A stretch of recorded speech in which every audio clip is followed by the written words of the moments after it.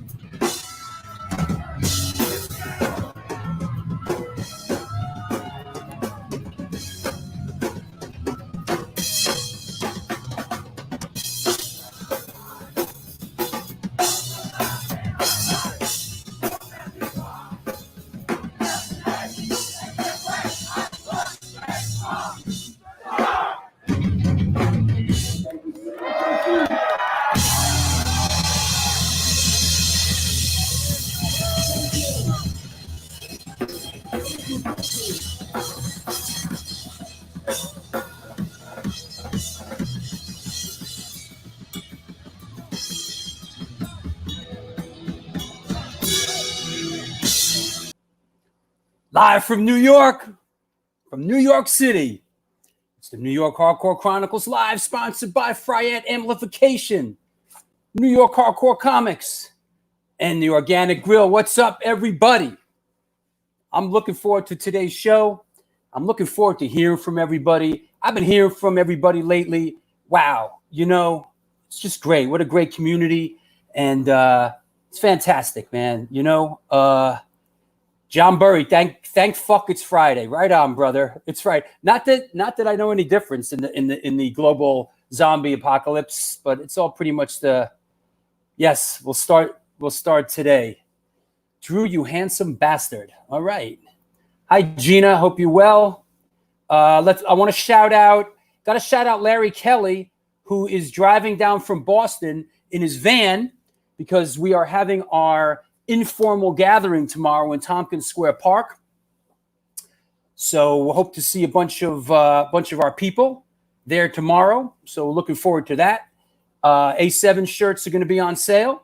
The A7 throwback shirts, I'm going to have them on sale. And also, just so you know, and if you're down there, and if you're hungry, our sponsor, the Organic Grill, is going to be providing some food tomorrow in the park. So it's going to be great. I'm really looking forward to seeing everybody. But I will say this: I posted about this on the page that A7 is going to be open for drinks and for food and stuff, but we can't congregate in front, or they could get a ticket or something like that, and that would be fucked up. So it's like cop and go. It's like when we used to cop dope in the Lower East Side back in the day. Cop and go. Get your drinks, get your food, and go into the park. We'll all be hanging out in the park and on the sidewalk in front of the park, but we can't bunch up in front of A7. That could be a problem. So what's up? Mitch, is that Michael or Michelle? Greetings from Belgium. Well, I hope everything's okay, I guess, in Belgium. Theresa, I have a final exam. Well, good luck with your final exam, Theresa. I hope it goes well. Steen, we wish you were here. Steen in Denmark, we wish you were here too, but we will see you in New York eventually. That said, got a great show got a great show today. Super stoked on that. And I'm just super stoked to just connect with everybody today. I'm back in New York and I'm settling down in my place here. And it's good to be home. And so here we go. Let's do picture of the day with our good friend, Mr. Stephen C. No. Brother, what's up? What's up? What's going on? What's happening, man? That's my last day of vacation. Oh, Technically, weekend, and then back to the grind. Happy to be there, gotta say. Okay, but good. You know what? I'm psyched for tomorrow. Psyched to see some faces that we haven't seen in a very long time. Yeah. Psyched for some organic grill. Yep. Okay, picture of the day, and I have the ability now. I'm learning a few new tricks. I can do full screen now that I have two screens. So here we go with photo of the day. Anybody out there? Let's hear what's here. Let's hear what you think this might be. Photo of the day from Hardcore Shutterbug Stephen Messina. As that's sinking in, here's Lori. Hi, Lori. I hope you're well. Here's a nice Sundance shirt, bro. Let's see your Sundance shirt, bro. There you go. Frank Coriella's Sundance. Oh, does that say Sundance Forever? Is that what it says? Forever. Yes. Well, there was recently a reunion of the old Long Island Sundance people, and they replayed the old shirts. They got the old passes, everything. So got it. My old Sundance probably withered to dust at this point. There you go. All right. Photo of the day. Is it sheer terror? Oh no. Well, there's a bit of a clue if you look past the singer and see who's playing bass there. Unless I'm mistaken, that looks like Gary from Propane, right? That is correct, Gary Mescal. Gary Mescal. So you sent me. There's another. Yeah, drop the. Yeah. Let me. You sent me another one. Let me find the. Let me find the other one that you sent me. And well, I'm getting into this full screen thing now. It's kind of cool. Here is the companion to that one. There you go. There's a second one. Would that be Brian Whittemore? Chris? Wait, not Paul. Chris Notaro, right? That's Chris Notaro singing, right? That is Chris Notaro. So that would make it the Crumbsuckers, right? Yes. A couple different people chiming in Crumbsuckers. And would this be the Crumbsuckers reunion? There was a number of reunions. This was the Crumbsuckers reunion at BB King's. Yeah. And right. This, 2006, I believe. And I believe Ludacris played with them, and maybe Norman Bates and the Showerheads. Here's Chris Hoffman checking in. Chuck Lenahan. Yes, that is Chuck Lenahan playing that Flying V guitar, right? Yeah. This cool. I was so, you know what? The Crumbsuckers, especially as a Long Islander. Yeah. Speaking of Sundance. Right. I saw the Crumbsuckers like so many times at Sundance. And to me, still one of the greatest hardcore bands, one of the most technical, one of the most like musical of the hardcore bands, and just nobody sounded like them. And when they reunited again for Black and Blue, which was awesome at Webster Hall. And that was another great show. That was the last time they played. The last time the Crumbsuckers played was, do I have it on my wall here? No, but was at the Black and Blue Bowl, and they had another show booked after that, and they ended up canceling it. They did have another show booked. I remember. Yep. I think that was at the Emporium out in Patchogue, and it never happened. I have the flyer too for that. Yeah. And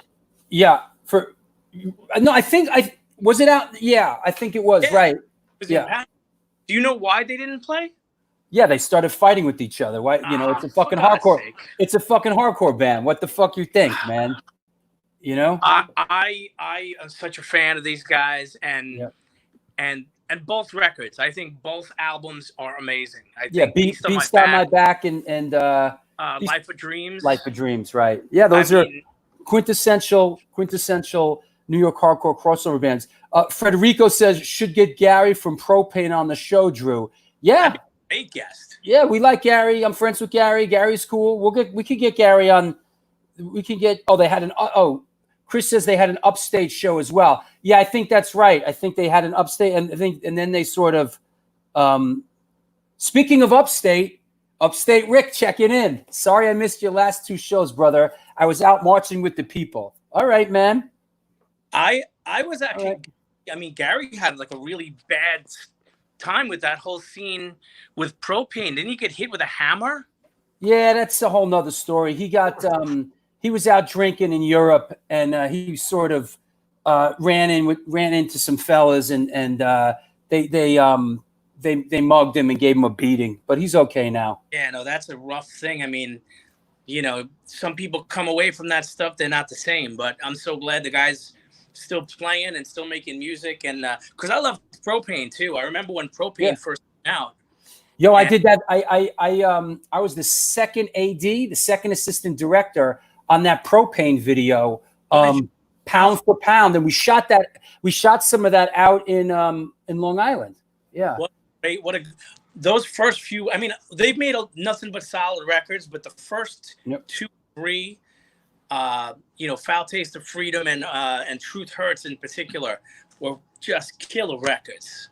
Yeah, here you go. He was attacked. Yeah, he was attacked. He was drinking in a sketchy part of town, and he got fucked up. Hi, May. Hey, May, your package went out, hon. So you're gonna have your A7 shirt soon too. Here you go. Gary got a serious beat up in Belgium by a gang of cowards. Yeah. That's usually how it goes, man. It's just up. such a shame to do that, and you know what? It's not like there's no reason to be hitting anybody with a hammer these days. Yeah, man. Anyway, moving forward. Hammer time. It's hammer time for the show. We'll catch up with you a little bit later. You know what? While you're here, let's quickly announce a couple of shows that are coming up since. You are our graphics guy, and you make all these great flyers. So let's throw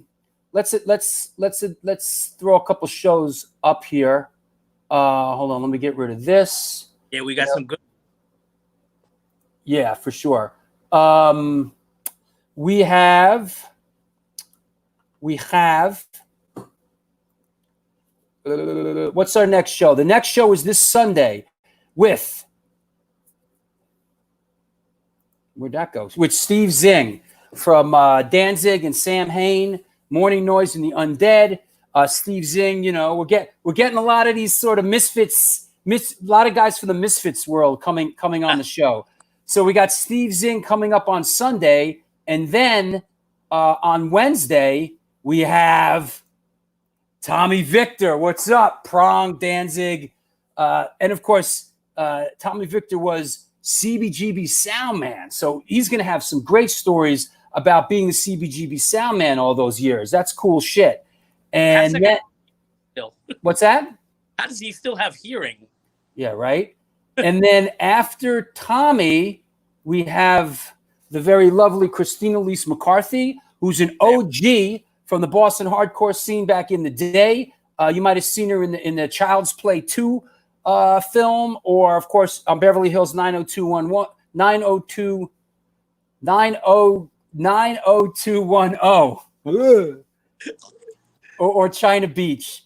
And then of course my birthday show is coming up. This is going to be fun. We're going to have some special guests for this one. My birthday show is a week from Sunday. Lots of special guests. Want to hear from you. We're going to put the link out there. It should be an absolute fucking free-for-all. Are you wearing a hat, though? Yo, I have the happy hat. Actually, while we're on the Crumbsuckers, Dave, the original singer for the Crumbsuckers, Dave Brady, a couple years ago bought one of those happy hats off eBay and sent it to me, and I have it. Hold on.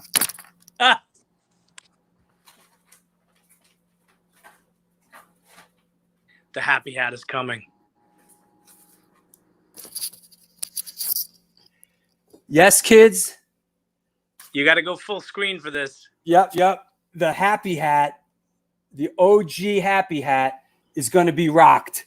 It's wow, the box and everything. No, this is the packaging that Dave sent it to me in. He bought it off eBay and sent it to me. Every year I break it out. So I got a birthday coming up, and I'm going to rock the happy hat. So how old are you in that picture? Oh, fuck, bro. I don't know. I'm 7, 8 years old or some shit like that. Wow. You know? Was at the McDonald's from up on 3rd Avenue. Yo, Lenny, I know you grew up in Yorkville. If that was a McDonald's that was on 2nd Avenue and 70th Street. That's where we used to have some birthday parties. 2nd Avenue and 70th Street, Lenny. But good eye, Lenny. I gotta give it up. And yes, it wouldn't be a happy meal without a happy hat. And yes, Drew must wear the happy. Yeah, I'll wear the happy hat, bro. It's on. I'm fucking. Yeah, Tommy did the last Good Ministry album. Yes, this is true. All right, Steven, let me keep it going. I'm already behind here. I'll talk to you in a little bit. You guys see everybody in a little bit. All right. It's the New York Hardcore Chronicles Live, sponsored by Fryette Amplification, New York Hardcore Comics, and now the Organic Grill. Organic Grill is a vegan restaurant located in the East Village of New York at 123 First Avenue. Featured in New York Magazine, the New York Times, and Veg News, the dishes have won numerous awards, including Best Veggie Burger. They make their own cheeses, sausages, and burger patties, and every dish on the menu can be made gluten-free. This year, they are celebrating their 20th anniversary. And they are all about having a great time while enjoying amazing, clean food. After 3 months of being closed, they're now open for deliveries. Get in touch with them and order some great food at www.theorganicgrill.com. And they're going to be providing food for us tomorrow in Tompkins Square Park. So everybody that's coming down to the park, we can have some grub. Next up, let's do Collectible of the Day with my friend and yours, Senor Rat Bones. What's up, bro? What up? How are you, man? Chilling. Is it one word answers today? Is that what it is? No, I'm a little out of it, man. You guys were talking about that show with the Crumbsuckers, the reunion. I played with Ironbound that day, and I had the flyer, and I literally just trashed a big flyer bin looking for it. I'm all panicky still, but cool. I can find it. So let's move along with the collectible of the day. Yeah, what do you got, buddy? I've been picking up a lot of cool stuff lately. I want to give a shout out to my buddy Biz and Pat at Second Time Around out in Bushwick. They're going to be doing a soft opening this Monday and Tuesday, I believe. It's Knickerbocker Avenue, Second Time Around. They're really cool. I picked up a bunch of these new Masters of the Universe, Super Sevens. So Battle Damage He-Man. I'm going to go through them quick. Pretty cool. Slime Pit He-Man. These are pretty sweet, you know. Wow, what's that? I've never seen that. Slime Pit He-Man. See, it says Slime Pit He-Man on it. He's green and slimy? Cool, you know, they put the little comic thing on the back. Ah. You know, they're done really well, man. Super 7 is knocking it out of the park. I mean, I would hope they'd make Rat Bones toys one day. Yeah. Half a joke and half a not. For sure. But I'll run the rest of them real quick. We got Trapjaw. These are worth the look, you know.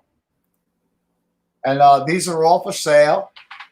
You know, I sell everything I collect. And I'm going to have stuff at the park tomorrow. Not this kind of stuff, but we'll have a little surprise for people tomorrow. That's Beastman. Let me run these last two because they're really slick. These are like they're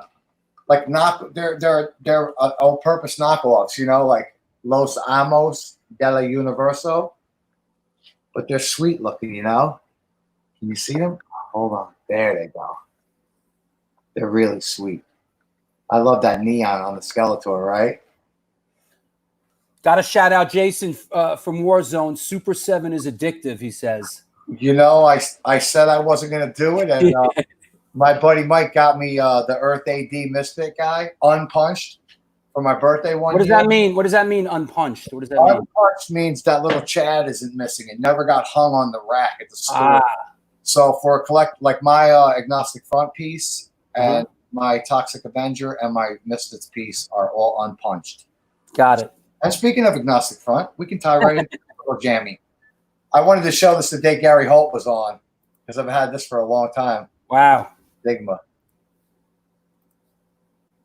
Gotta get a manicure, bro. Yeah. And then I got this. This isn't hardcore, but this is, I did a gig doing grip work, doing production work. First night on the job, we were doing Madonna Teardown, and I found that like on the stage. Pretty sweet. So that's that. And then we don't got Save the Kids, so this ain't really the record of the day, but this is also a really cool collectible I found. I got this for $1 on the street. Oh, nice. Walking by on the street, some guy just had, you know, a bunch of cassettes, but that was the only one that was cool. Is that a DVD? What is that? No, it's a cassette. Oh, it's a cassette. Bro, I got a cassette player in my car, man. You fucking hook me up. I'll rock that shit in my car, man. Look at that bad boy. Yeah, Blackie Lawless, man. Chris Holmes. Yeah, man. There he is, the infamous Chris Holmes. Yeah. And, I just want to give a shout out to Mucky Chris, God of Christ, and of course my guys over at Second Time Around in Bushwick, and also Mark from Generation Records open up again. I think they're having you wear a mask, come in the store. So cool. Things are starting to kick back open, you know. Things are starting to get going again. That's really cool. And later when you got Lukie Luke on, I heard you guys chopping it up a little bit before the show. You know, bring me on at the end. I got a little something to surprise him with too. Okay, cool. Thank you, brother. Yeah, man. Have a good one, Drew. Glad you're home. We'll see you tomorrow. I'll see you tomorrow, and we'll see you at the end of the show. We'll be there, man. Yo, it's the New York Hardcore Chronicles live, sponsored by Fryette Amplification, New York Hardcore Comics, and The Organic Grill. Fryette Amplification is a small company that makes guitar amps, attenuators, and direct recording products in North Hollywood, California. Their gear is used by the Deftones, Helmet, Candiria, Stone Temple Pilots, Powerflow, Antidote, Volbeat, Downset, and many other heavy bands. It's heavy, man. It was heavy. How were they? They were heavy. The brand new Deliverance 2 heads are available at Fryette.com. That's Fryette. We love them. Thank you for sponsoring us. Also, want to get this out of the way here. Want to shout out, yo, we love these guys. This is New York Hardcore Comics. They opened back in 2013 when lifelong friends Debo DePro and Lee Fairley combined their collections and obsessions for comic books, punk rock, toys, statues, magic, the gathering, and all things horror. The store is located at 117 Main Street in lovely Dobbs Ferry, New York. If you want to support them during this pandemic, please contact them via email at newyorkhardcorecomics@gmail.com or any social media channel for an exclusive store package. $20 gets you one of each. Exclusive shop t-shirt and sticker, Marvel Comics Venom #1 exclusive cover to New York Hardcore Comics. That's New York Hardcore Comics. We love them. They love us. Also, I want to take this opportunity just to thank everybody that has contributed on my Patreon page and become a patron. I want to run my Patreon banner here. Some cool stuff that's going on Patreon right now. There's different tiers of patron, and I just one thing I made available for free is this limited edition, high quality on cardboard. This is number 63 63 of 11. They're all numbered, as you can see. These I have some of these left from the New York Hardcore Chronicles 1.5. These are available to all my patrons that are in my upper tiers. Those are free. I'll send them to you for free. But fear not. Everybody else on Patreon, I'm releasing all kinds of never-before-seen stuff and real special things for everybody. But if you're on there, I think it's my $25 people. This is yours for free. Drop me a line. Let me know if you want it. I will sign it for you. If that's not everybody wants their shit signed, you know, that shit's kind of, for some people that shit's corny. But if you want it signed, I'll certainly sign it for you and get it out to you. Also, how can I be a member, Drew? Yo, bro, how many times am I going to fly this fucking banner, dude? Here it is. www.patreon.com/Drew Stone. There it is. Real easy. Be a member. If you can't deal with Patreon, there is a PayPal page as well. PayPal page is scrolling underneath, and there you go, man. You're welcome. Not corny, kid. Listen, look who's checking in. Bob Riley from Stigmata Murderers Row. That guy's a collector, man. If you ever seen the Riley's Attic stuff I've done, Bob Riley checking in from upstate New York. Bro, you need to get your technology straight and come on the show, man. I want you on the show, Bob. You can run, but you cannot hide. John Bello, Drew, you're a man of the people. Should run for office in this town. I should be the mayor of New York City is what I should be. Well, let's not get carried away. I don't know if I want that job. That said, let me get these banners off. There it is. Patreon.com. Yo, take your hat off. Get in the ring. All kinds of stuff's being released on my Patreon page. It's really my conduit for communication and for all the never-before-seen footage. Yo, I'm going to bust out some shit that's going to make your head spin like Linda Blair in The Exorcist. I'm going into some VHS tapes, and there you go. Bob Riley on the show would be great. Yeah, for sure. So that said, let's get these banners off, and let's get our first guest on. Say goodbye to PayPal and say goodbye to Patreon. So wherever that may be, where are you? Patreon. There you go. So that said, anything else?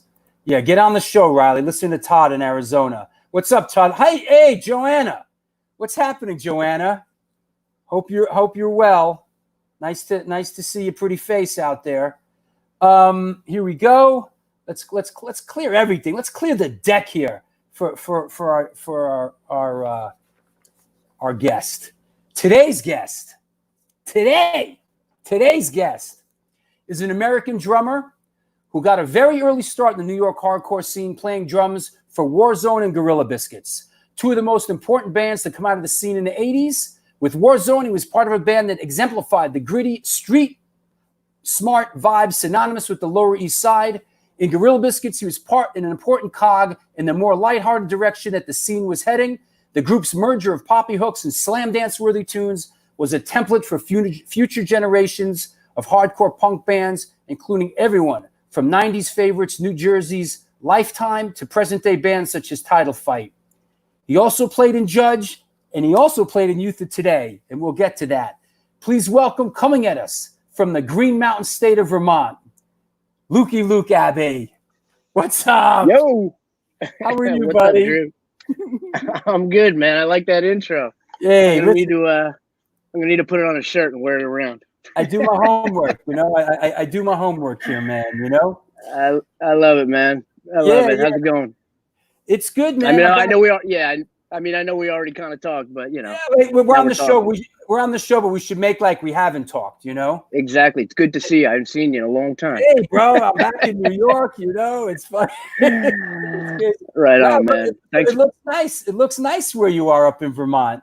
Yeah, it's no complaints whatsoever, man. It's winters are you know what winters are like, but I mean, everyone kind of waits for the summer, and so no complaints at all, man. Kind of earned it, you know. Yeah, for sure. Earned it through the shivers.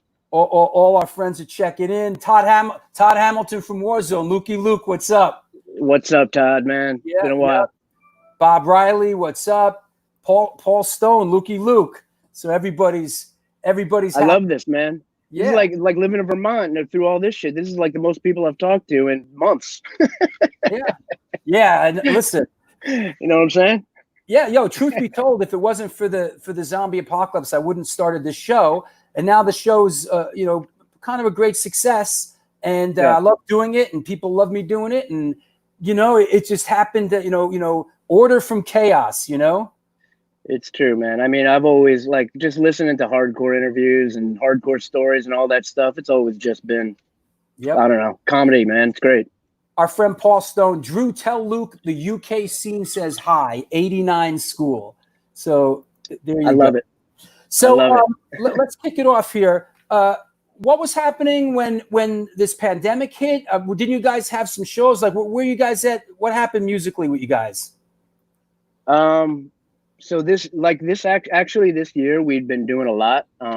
We were away for a few weeks in January. On this bigger tour with AF and a whole bunch of other guys. Came back. February was cool. We played in the end of February, and then we had a whole bunch of stuff lined up for March.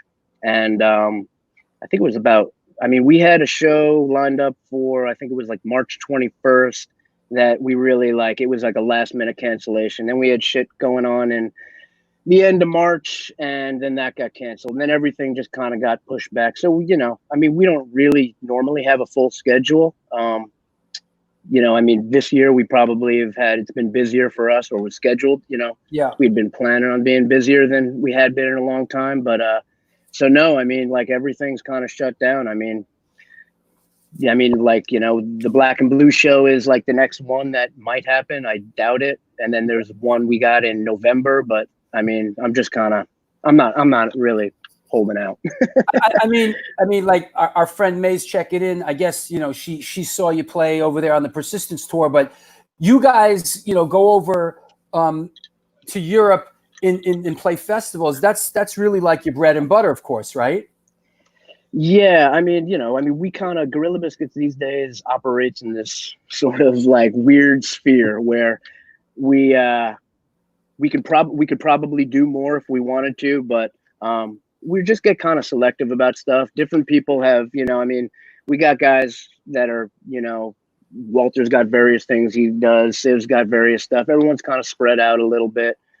And we just, we just don't really overplay it too much.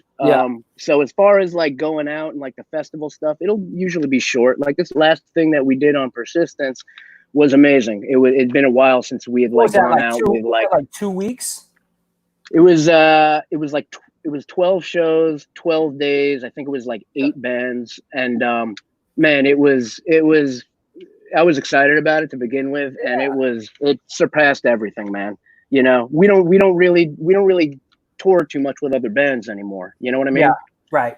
And so getting to do that and just we have our own thing that's a lot of fun, but a lot of times it's just kind of us as our little pod traveling around. Mm-hmm. Getting to do it with just that whole army of people was fantastic. You know what I mean?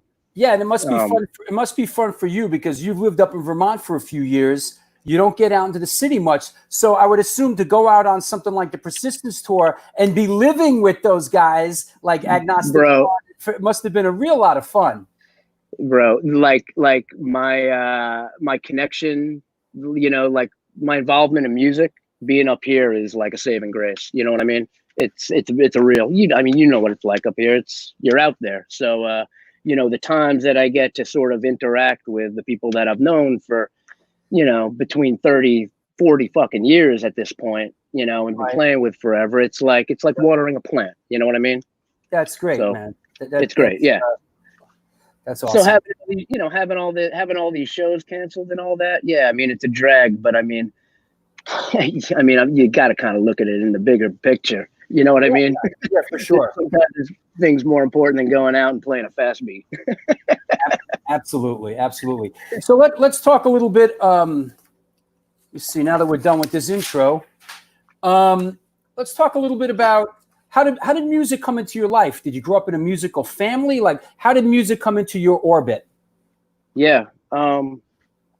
No, nobody in my family was a musician. There was always I was born in 72, I think I just remember most of my friends around then, it was any of my friends' houses, you go over to my house, whatever, there's always records playing. So it wasn't a musical household, but there was always music playing. So it just kind of, you know, as a kid, I just got hooked into it.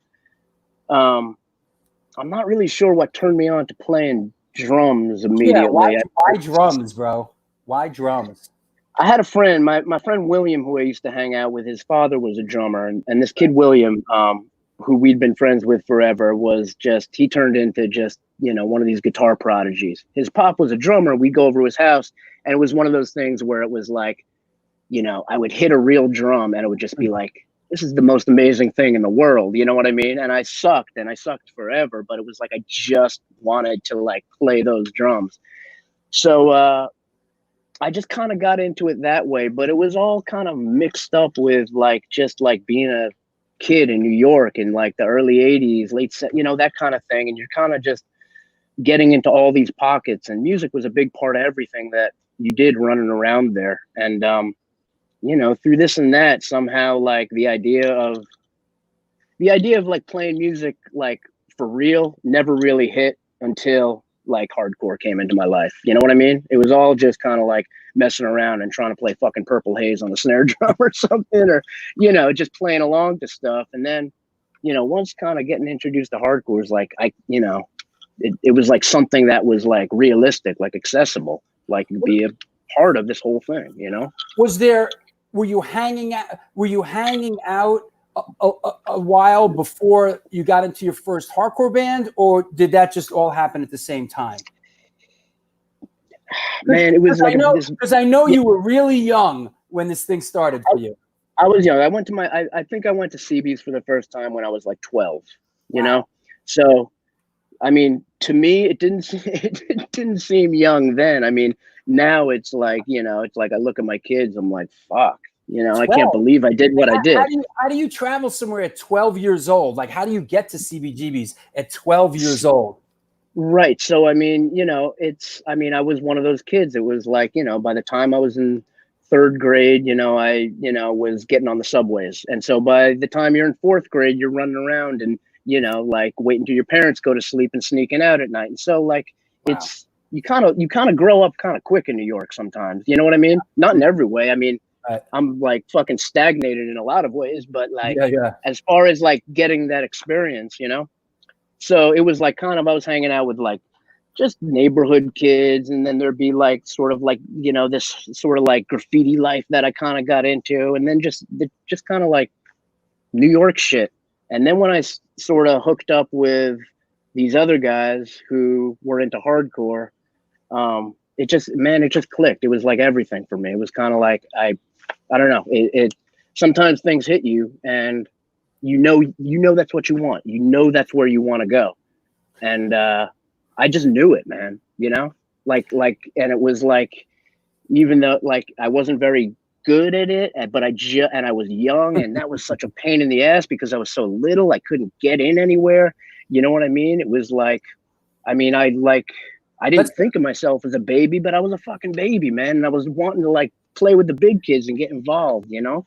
I love the, let's talk a little bit about CBGBs, because I've heard you talk about your trials and tribulations as far as getting into CBGBs and your run-ins with Karen Crystal, who was Hilly Crystal, the owner's wife. Yeah. She was infamous. I mean, she used to like patrol the place and, you know, really fucking, yeah. So tell us a little bit about that.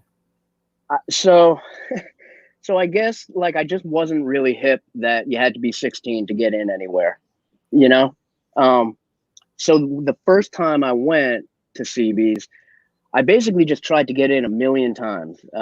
I'd met this dude, Ira, in my neighborhood who tried to help me get in. And then he hooked me up with somebody else who said like he was my uncle. And then I tried to get in myself. It was like we got like a fucking trucker off the street. Like I tried to get in. I got kicked out of the first show I went to, like, I don't know, 6-7 times kind of thing, to the point where Karen was like, yo, like, I know you. She would like came out in front of CB's. You're not like one of those things. You're not getting in here. You know how people would be out in front, like guys would like square off. There'd be a fight and everyone would like surround it. But this time it's everyone surrounding like Karen and me. You know, this lady, she just fucking barking right in my face. You will never, ever, ever get in here, you know? Yeah. what was I gonna do? You know, I wasn't like I So wasn't how'd you very get around it? inconspicuous. How'd you get around it? So the next show, I was like, I got my father took me to a show. Like the next show, I'm like, I gotta get to this fucking show. So my dad came. My dad tried to like schmooze Karen to like let me in. He's like, she's not having it. He went to the pool table. He spread out his Sunday Times at the fucking pool table. I went up front, did my thing. Oh, so And then after that, wait, let me get straight on this. So back then, if you were accompanied by a parent, you could get into Yes. CBGBs. Right. My uncles didn't work because the first time I tried to get in, I had like 4 different uncles in an hour. Right. Like, no, really, man, this is my uncle. You know what I mean? Like This thug skinhead dude. the guy who I just woke up on the steps of the palace is my uncle. Yeah, I know we don't look alike, you know, but Oh, and then after that, man, it was years of sneaking in. It was like straight up sneaking in, hiding under coats. There were a lot of shows that I went to that I just wouldn't get into. I wouldn't really even fucking try, you know, because I mean, I was enjoying being out in front and stuff. But nah, man, it was a big deal for me back then, you know. It was what I wanted to do more than anything else, and fucking not being able to get into CBs like on my own, like was like, yo, the worst. yeah. Listen, you know, I didn't have that problem, but Yeah. you know, I by the time I was back in New York, I was whatever 19 or whatever, so I didn't have that problem. But yeah, there was a lot of young people hanging around. So what happened first for you? Was it Warzone or Gorilla Biscuits? Like, how did you? Because you were in both of those bands at the same time. How did that happen? So before that, so like I guess like a couple of years before that, I just started like kind of like going to shows, being outside shows, seeing what I could. Yeah. And I had this band with the guys who I'd sort of started like who had sort of like hit me to everything. We were called Loud and Boisterous. So we had this sort of like punk house in Cobble Hill that everyone would hang out. I met a lot of dudes coming through there. They never really got too serious, but I just kept wanting to play and play and play and play and play. And by like 86, I was like going out to everything I could get to. Those guys didn't really want to do anything, and I knew I needed to kind of like somehow get into it. And I think I think I went to one of the things I remember happening was when the Anthrax reopened in Norwalk. Oh, hold on. Show hold on. Let's go. Let me dig up a photo. Hold on. I like to throw. I got a good visual here. Hold on. Would it be this one? Oh no. Shit, you know it's coming up? Anthrax the band. Anthrax the band. Wow, that's funny. Project X Anthrax. Damn, I have some great Anthrax photos. Shit. All right, go. I'm sorry. Go ahead. No, good. But it was at that show that I was at. I'd gone at like this girl that I knew used to go to the first one. She was like, let's go to the opening of the new one. Mm-hmm. And when I was there, I met Ray and Purcell and like a bunch of those guys. Right. And I ended up like hanging out with them that night. And like at the end of that night, I remember I think Ray was like, hey, we live in New York. Why don't you come by and like, you know, hang out kind of thing, you know, like let's get coffee kind of thing, like as an adult. So I just remember like fucking probably like a few days later, like showing up at their apartment, him and Purcell's apartment, like ringing their doorbell. And they're like, hey, there's this kid. And I just would like go inside and just like dig into their record collections and just hang out with them and just ask them questions. And I just kind of became friends with them. They started I started like going to shows with them and stuff. I ended up like trying out for the band in like the end of 86 when like Drew quit, like right before they got Mike Ferrara to play drums. And then it just through those guys, I think I met like Walter and some of them. That's how I got into Gorilla Biscuits. And then the whole Warzone thing was a whole like separate thing that just kind of like, that was just kind of serendipitous. You know, that was by far and away, they were my favorite band. I mean, it was Agnostic Front were like the fucking kings of everything forever. And then Warzone kind of eked their way into like my life. And so like 1986. So Gorilla Biscuits you were already in Gorilla Biscuits, and then Warzone happened. No, so I don't know. I'm kind of like jumping around here a little bit. So like the end of '86, it was like by this time I'm kind of like I've been like really kind of like friendly and hanging out with a lot of guys, but not playing with them. Those dudes in Gorilla Biscuits had asked me to join sort of like soon. And so I joined the band. We hadn't played shows yet. When at the same time that happened was when Warzone kind of like went through that sort of split up where Todd split and joined Murphy's Law, and then the band kind of broke up. But then Ray kind of like reformed the band. When he's reforming the band, he got Arthur and Walter from GB to play guitar and bass along with Brad. And I'm not sure who they had playing drums. I don't know him. I think from everything I've heard, all I know is that his dad played the Riddler in Batman. Wow. that's Frank Gorshin's son. There you go. Wow. Frank Gorshin. John Gorshin. Really? I have no idea. May just be one of these things that fucking gets passed around. That's awesome. But anyway, after one of the first GB practices we had, those guys, Arthur and Walter, were going to Warzone practice. And so I tagged along with them because, you know, that's what you did. There was like a period there where it was like everybody would just go to everybody else's band practices. You know, you go to Giant Studios and like you'd open a practice room door to be 50 people watching a band rehearse. Yeah. Mm-hmm. So we went down to Casa on that spot on Avenue B, and the drummer didn't show up, and those dudes were like, "Hey, why doesn't Luke play?" And you know, I'm fucking like, you know, I'm a kid in a candy shop. Like, I can't believe this is really gonna happen. I'm gonna go sit in and play in a Warzone practice. So Ray would sit down, and Ray would like, this is how the song goes, and I already knew all the songs and everything. So he would play it once, and then I would play it. We went through like a 2-hour practice, and like by the end of practice, we'd played through the set once, and then we went from there. We walked up whatever the block was to him and Brad had a little powwow, and we walked up to the Pyramid. And on the way up there, he was like, "Hey man, you want to play for us?" And it was like, "Yo, like, like 3 weeks ago, I was in a band with dudes that didn't want to do anything, and then a couple of weeks later it was like, okay, I'm fucking playing in 2 of my favorite bands." That's and awesome. It's like, dude, it was one of those things that it's like, I still, if I can kind of put myself in that period, it's like I get like an endorphin rush, you know what I mean? It was such a wonderful thing to happen to me, you know. You see this photo here I posted? Is this the line? That's Yeah, go ahead. That's in the basement of the Pyramid, and it's that lineup except with you got Nick Lord from YDL is behind me, and then this dude Kyle is like all the way on the end there, and that Fred Perry, you know. But that was like, it was weird, man, because like, so that Warzone lineup was everything happened very quick, you know. We got a band together with me and Walter and Arthur and Brad and Ray, and then Arthur played just a couple of shows, and then he split, and then Walter split and joined Youth of Today, and then Brad broke out too, and then all of a sudden it was like, okay, Warzone for like a couple of weeks was me and Ray,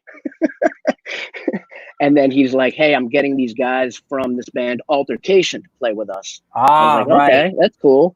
Right. And then he's like, "Yeah, and this dude John from Queens, who's like, he's all down with the mob. He's chill as hell."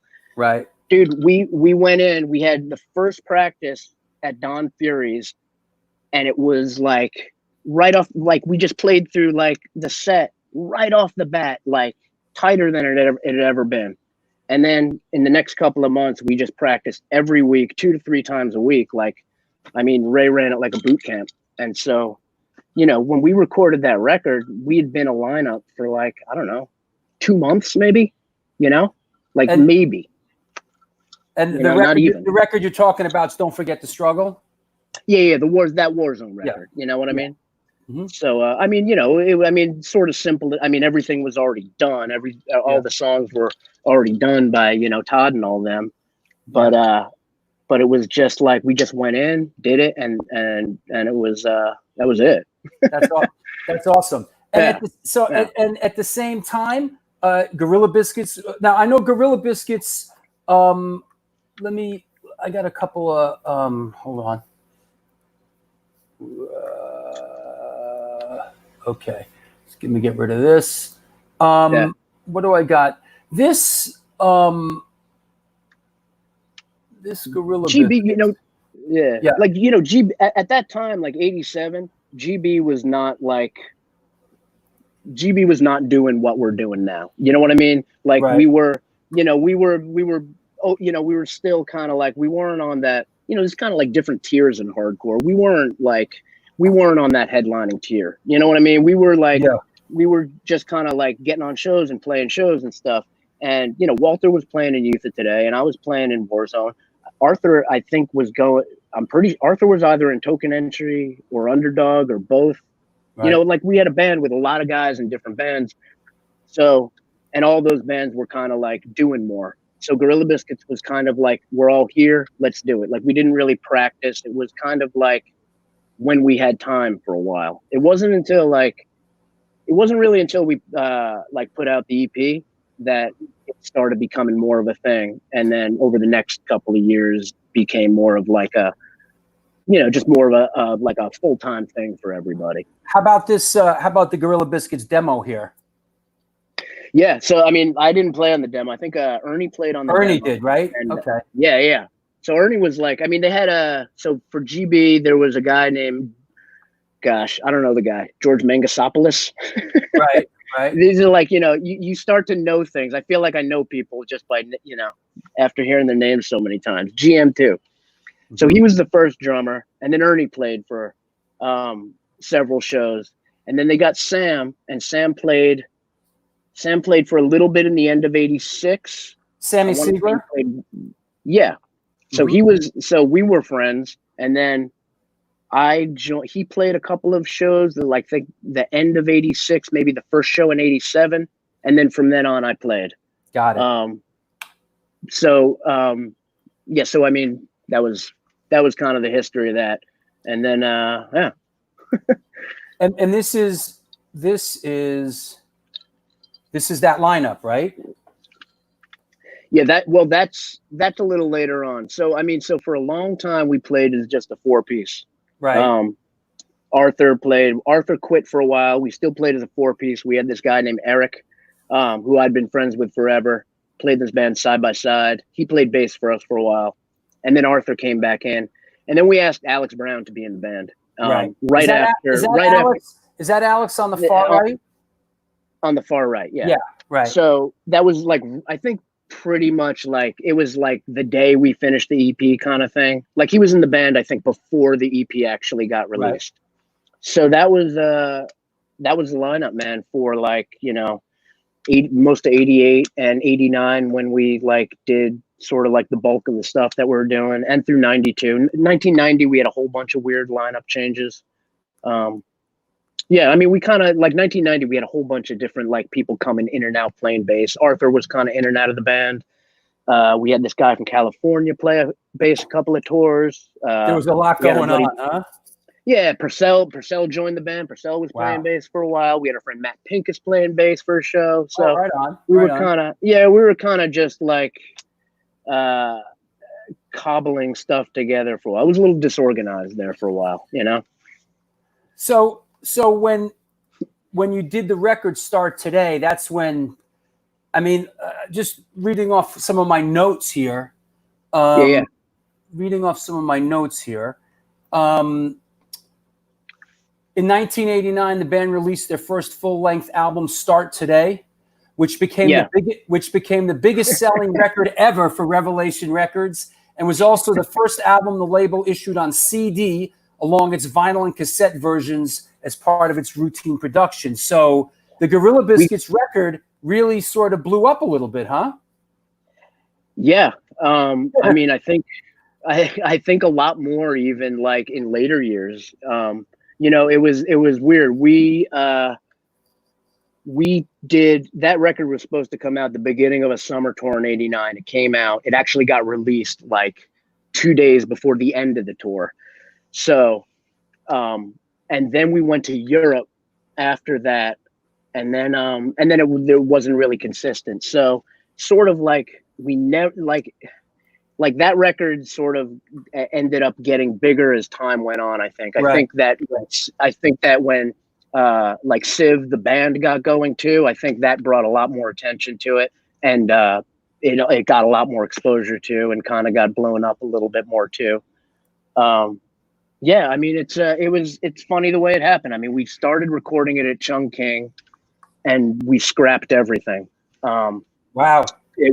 Yeah, so we had started recording that record, I want to say like the fall of '88, and we had gotten like, Chung King was expensive, and so we'd gotten like total like budget rate by like starting our sessions at like 2 a.m. kind of thing. Oh, I remember Chung King in the wee hours too, man. I was in there. Dude, it was like, it was like going to, what were you talking about? Fucking cop and go, dude. Yeah, right.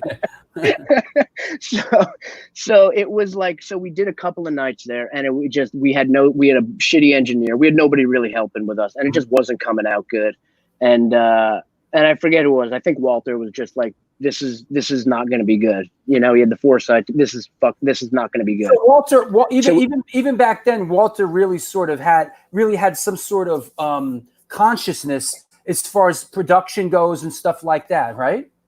Oh no, dude, absolutely. I mean, it's been he's got a very, very good eye for sort of like the present, how things will unfold, and the sort of big picture of it. It's and like, as a musician, it's great to work with somebody like that. It right. gives you a lot of takes a lot of pressure off, and it gives you a lot of freedom to kind of like find your own way in it. So it's also, we've all been putting lots and lots into this band, but it was his thing that he came up with. So he was like, let's cut this off. Everyone's like, yeah, cool. So we decided we're going to go back to Don's, and what happened in that interim was the time back to Don's in the basement. Back to Don Fury's in the basement. Yeah, exactly. Which, for most people, I think, coming out of New York hardcore, it's kind of like, that's it. You know what I mean? There's such a, that's the touchstone. That's like, you almost can't go wrong there. You're gonna, even if your fucking record sucks and your music sucks, you're gonna get the sound.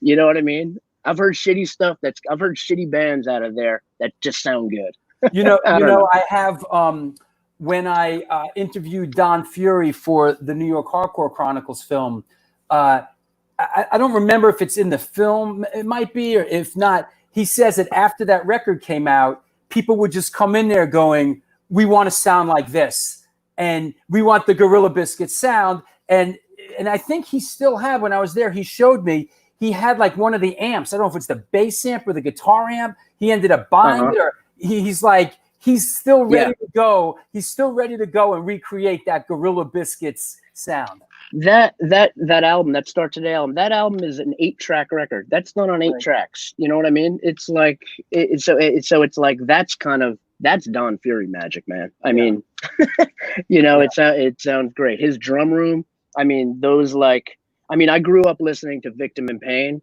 and then all of a sudden becoming intimate with like Don's place and the Jailhouse kit and the black hydraulic heads, and all of a sudden it's like, oh my God, I'm playing here. Fucking Victim in Pain. There it is. It's like, I'm done. I'm good. What's this? But anyway, go ahead. I'm sorry. Go ahead. Well, I'm just going to let you say that, like, so before we went back to Don's, we had the track listing for the record was a little different. We had this one song. I don't even think we played it live. This weird mid-tempo song. Mm-hmm.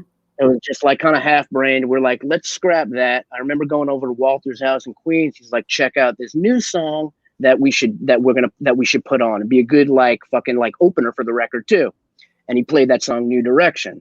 Mm-hmm. So if you took that song off the record, it would be like, it's the way these sort of things just kind of like happened.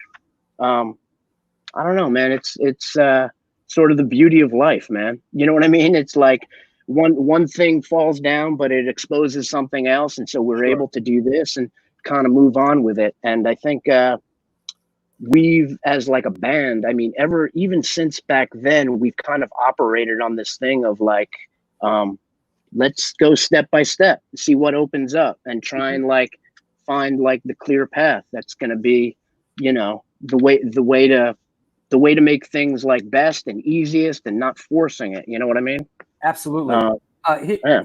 Here's our friend Bob Riley from Stigmata Murders Row, who lives up in Troy, where Don has. Where Don's is, yeah. Says the drums were used on United Blood and Victim in Pain. Don still has them, and I've seen them. I was in there recently. They're still sitting there in the drum room, bro. I'm telling you, the only thing I kind of almost wish I did was I actually brought my kit to Don's to record Start Today. Right. And I had this ridiculous oversized kit. Like my fucking my high rack tom was as big as my floor tom now. Right. Just ridiculous. Barely fit in there. Yeah. But so that's why it sounds different. I always wonder, like, what would that record sound like if those drums were on it? You know what I mean? I don't know. Just one of those things I kind of roll around a little bit. Here from our boy Johnny Rock 74. What's up, Luke? Your style of drumming is one of a kind. Much respect. Thanks, man. I saw. Much appreciated. I don't know much about this from Paul Stone. No relation. What's the story on the original LP mix with Siv's vocals on? Did he have laryngitis? Was there 2 mixes of that or something?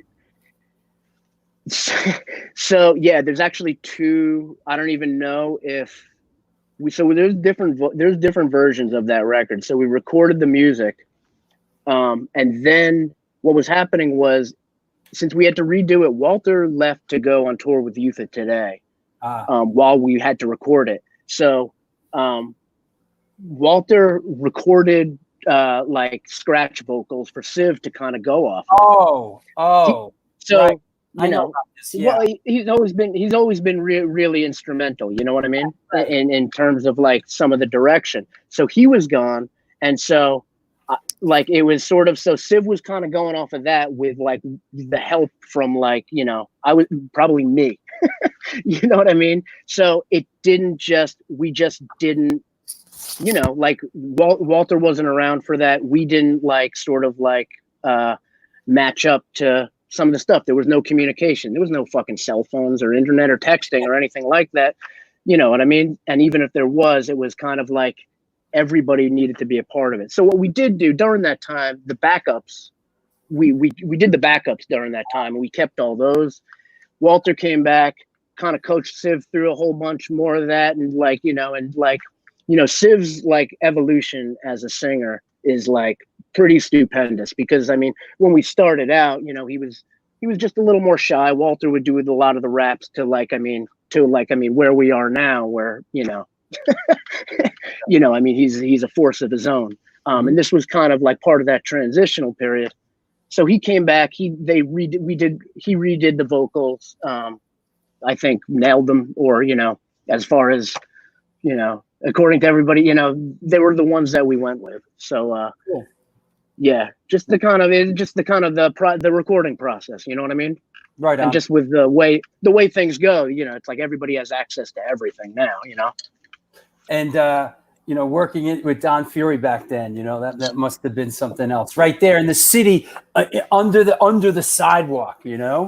The best, man. You know what I mean? Yeah, I mean, like what a character, you know, like sweetest guy, and just the whole, like his whole just involvement with that scene and Don's stories and all that. I mean, yeah, you know, he's a legend. I have, yeah, here you go. I got to show everybody this photo here. Hold on. So as a reference, let's show the gang this photo. Why does that happen? Hold on. Let me try to fix that. Hold on. Give me a second. Let me fix that. Exactly. No, dude, I know where you're going with that. Yeah. Hold on. I'm sort of getting the hang of. Let me get that picture again. Give me a second. Don Fury's. You know, I have this extensive archive, and it just takes Don's place was great. One of the cool things here you go. Got it. Yeah. Boom. There you go. Exactly. Yeah. And that's later. One of the cool things about Don's too was we practiced there a lot too, you know, just like rehearsals. And so anytime you'd go in there, you can throw, you know, he's got all his mics set up. So it's like like he's got a soundboard basically, so you can record every practice. Yeah. So it's like, we've got all these tapes of just crazy practices, songs getting written and all this stuff. And that was one of the coolest things, man. You know? Hey, hang with me a second, will you? Let me shout the sponsors out. Yeah, dude. Yo, it's the New York Hardcore Chronicles Live, sponsored by Fryette Amplification, New York Hardcore Comics, and now the Organic Grill. Hello, everybody. It's nice to be back on the air again. I want to say a couple of things. We're going to, in a week from today, we have Elyse McCarthy on the show. That is going to be the last Friday show that I'm doing. We're going to be doing Wednesdays and Sundays. It seems that now people are getting out a little bit, and the zombie apocalypse is loosening up a little bit. I'm going to focus up on 2 shows a week. It's going to be Wednesday at 3 and Sunday at 3 as well. For now, there'll be some bonus episodes here and there, but I'm going to give that a shot right now. So it's going to be Wednesday at 3 and Sunday at 3. Also, I want to announce a couple of shows that are coming up. Let me get rid of this sheet. Couple of shows that are coming up. We have Chaka from Burn coming up on Wednesday, July 1st. So Chaka from Burn and Orange 9mm is going to be on the show. We're psyched about that. We love Chaka. And also, a week after that, we got a good one. We got Lou Kohler and his brother Pete Kohler and Howie Abrams. They're going to be talking about their new book, The Blood and the Sweat. So we're going to have the Kohler brothers from Sick of It All on the show, along with Howie Abrams. This is going to be a great show. That's Wednesday, July 8th. So everybody get ready for that one. That's going to be a good one, man. We got the Kohler brothers coming on. So that should be cool. And also, of course, this Sunday, don't forget, we got Steve Zinn coming on. We're going to talk some horror. We're going to talk Sam Hain and Danzig. That's this Sunday. And, of course, tomorrow, I'm going to be in Tompkins Square Park with the A7 throwback shirts. If you're around and you want to want one of the shirts, please see me. They will be. I'll be doing a brisk business out of my trunk. So that's tomorrow in Tompkins Square Park. Let me see what else. I don't want to forget anything else. Also, if you're still sitting at home and thinking about what to do with yourself, watch one of my films. They're on Amazon Prime and they are on Netflix. Of course, XXX All Ages, XXX, the Boston Hardcore film is on Amazon Prime. The New York Hardcore Chronicles film is on Amazon. The New York Hardcore Chronicles film 1.5 is on Amazon. One of those is on Amazon Prime. I'm not sure which one. And of course, Who the Fuck Is That Guy? The Fabulous Journey of Michael Lago is on all these platforms, including Netflix. So if you haven't seen any of the films I directed, go check it out. I've got a new one coming out hopefully in the next couple of months. And we'll talk about that at some point. What else? Oh, the A7 throwback shirt. If you want an A7 throwback shirt, they can be purchased at www.stonefilmsnyc.com. Buy an A7 throwback shirt. Do I have a picture of the A7 throwback shirt? Let me see. Let me find a picture of the A7 throwback shirt. Hold on. You got to see this shirt. You must see this shirt. A7 throwback shirts. Here we go. Bam. Bim Scala Bim. It's the A7 throwback shirt. There you go. So yeah, it's got all the great bands on it. Throwback 2020 shirt. If you like one and you can't come down to Tompkins Square Park tomorrow, they're available at www.stonefilmsnyc. There you go. A7 throwback shirt. What else? That said, my Patreon, my PayPal, Let me run the Patreon banner again. Cool stuff happening on my Patreon. There's a bunch of different tiers. There's a bunch of different tiers. And one of them is my Drew Stone's New York City walking cinematic and music tour, which everybody, all my $10 and up patrons are going to be doing once things calm down and everybody's comfortable taking the subway. Also, for my $25 patrons, there's the New York Hardcore Chronicles 10 Questions Starring You, directed by me. So we're going to start putting all that together very soon. We're going to be doing some 10 questions with everybody. That should be a lot of fun. Upstate Rick, I'm wearing my shirt right now. Well, thanks, Rick. Glad you got it. Sander, I'm going to get myself, hey, jump on in, Sander. There you go. Bim. What else? Here you go. How do we get the A7 shirts if we are in New York City? www.stonefilmsnyc.com. That's where you get them. Come on now, don't be shy. Clank your chains and count your change. So 96 tiers. Yes, I'm going to cry. 96 tiers. Now there's like 5 tiers on my Patreon page. So let's not get too crazy. Listen, I was going to put it up for debate. Should the show stay at 3:00 in the afternoon? Which I think they should, because that means all you people in Europe can watch the show at a reasonable time. So we're going to keep the show at 3:00 for now. Jeffrey Zukowski, wife wants to know if you're planning on making youth sizes of the A7 throwback.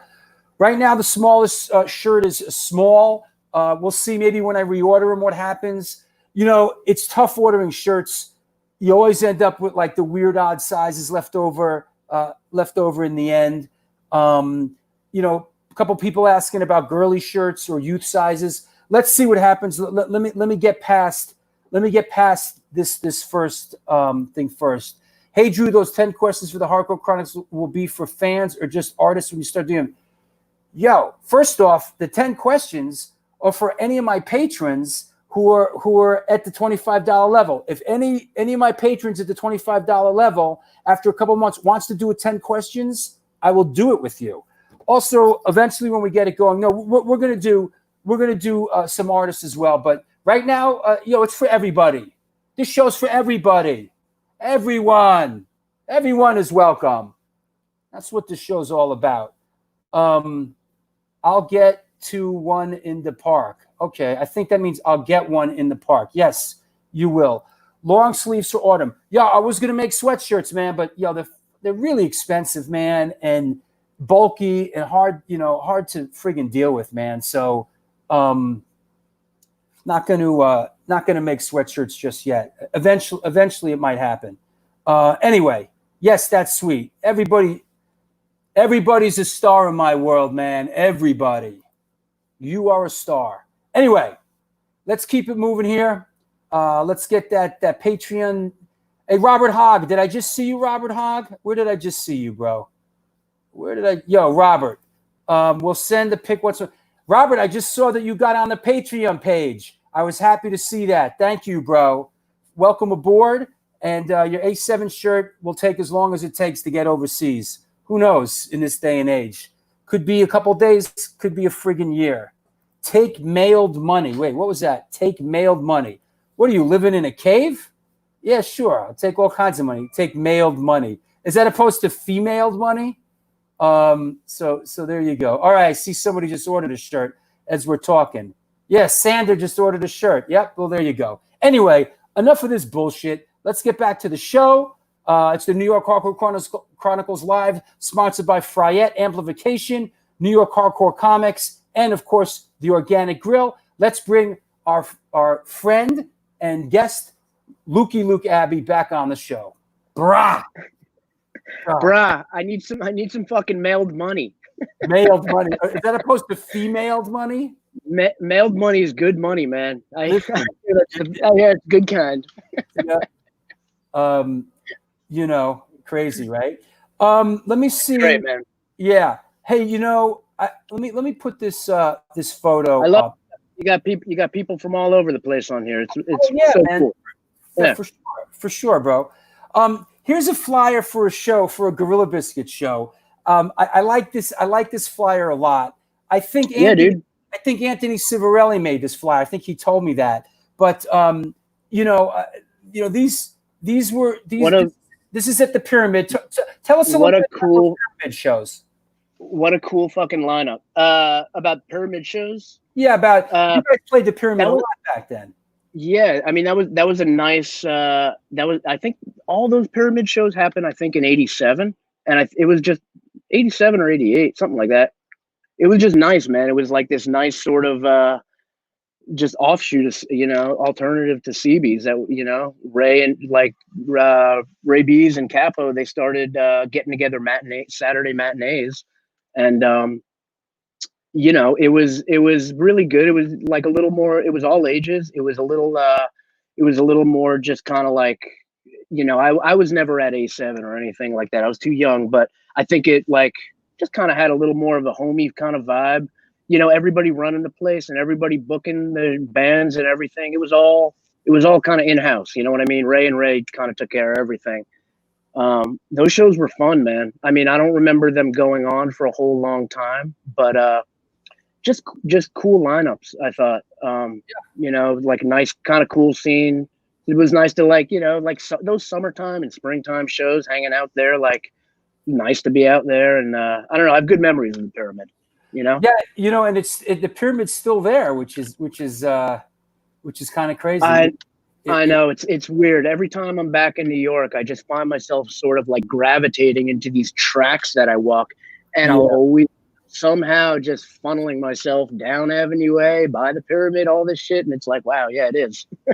I like this one here. The date on it is I think 6/7/87, and I love it. It's at the Italian American Club in Mahopac, New York. I love it. Yeah, totally. You know what? I've seen this flyer a million times, and I don't think we ever played that show, if I recall. But I don't know. There was a period of time there where GB was like, we were like late for a lot of shit. We would show up with like 3 drums and a couple of guitar strings. Somebody's probably uncle, probably died like 9 times because we were late for shows. You know what I'm saying? Right. Yeah. So I don't know. Oh wait, here's interesting from John Field. We up front put this on. Yeah, Gorilla Biscuits didn't play this. That's right. So John, I'm sorry. Sorry, we owe you one, dude. Listen, it's amazing who watches the show. I know there's a lot of lurkers. I know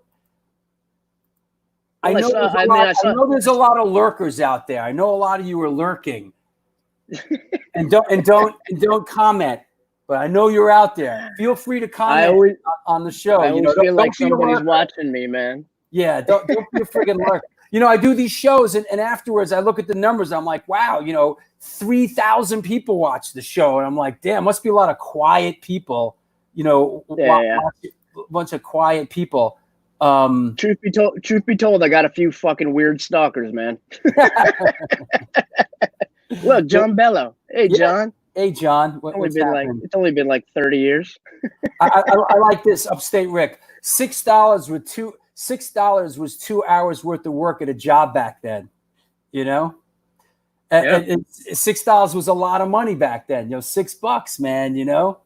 It's people. Yeah. Yeah, man. I mean, I'm not sure. Yeah, about right. $3 an hour in the 80s. I got. You know what I wanted to ask you before this question here. This is a great story. Let me dump this question. And yeah, man. Let me. You played in Youth of Today for a minute, right? Tell us about. Now, I assume you played drums in Youth of Today, but that's not the case, right?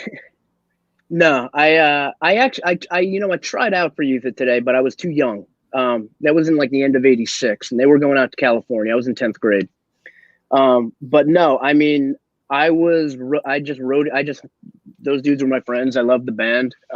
Sam was drumming. I was roadieing for them summer of '88, and that was a long tour, man. It was like fucking like looping around the country in all these crazy ways.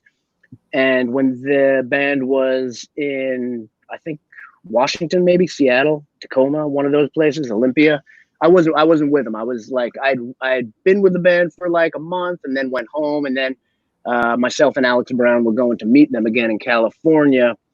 And we get out there. Walter broke his ankle skateboarding, and so he flew home while you were right out there. He just broke his ankle. It was like yeah. They were on tour. They were playing. I think I want to say Seattle or somewhere in Washington. Right. And he busted his ankle. He went home, and then so I think for like a show, like there was a show or two before me and Alex Brown met up with them. So they had like I think Steve Reddy, who was with us and like driving and running shit. He I think maybe he sang and Ray played bass. But by the next show I was there, and they were just like, "Hey, dude, play bass for the rest of the show, for the rest of the tour." And so I did.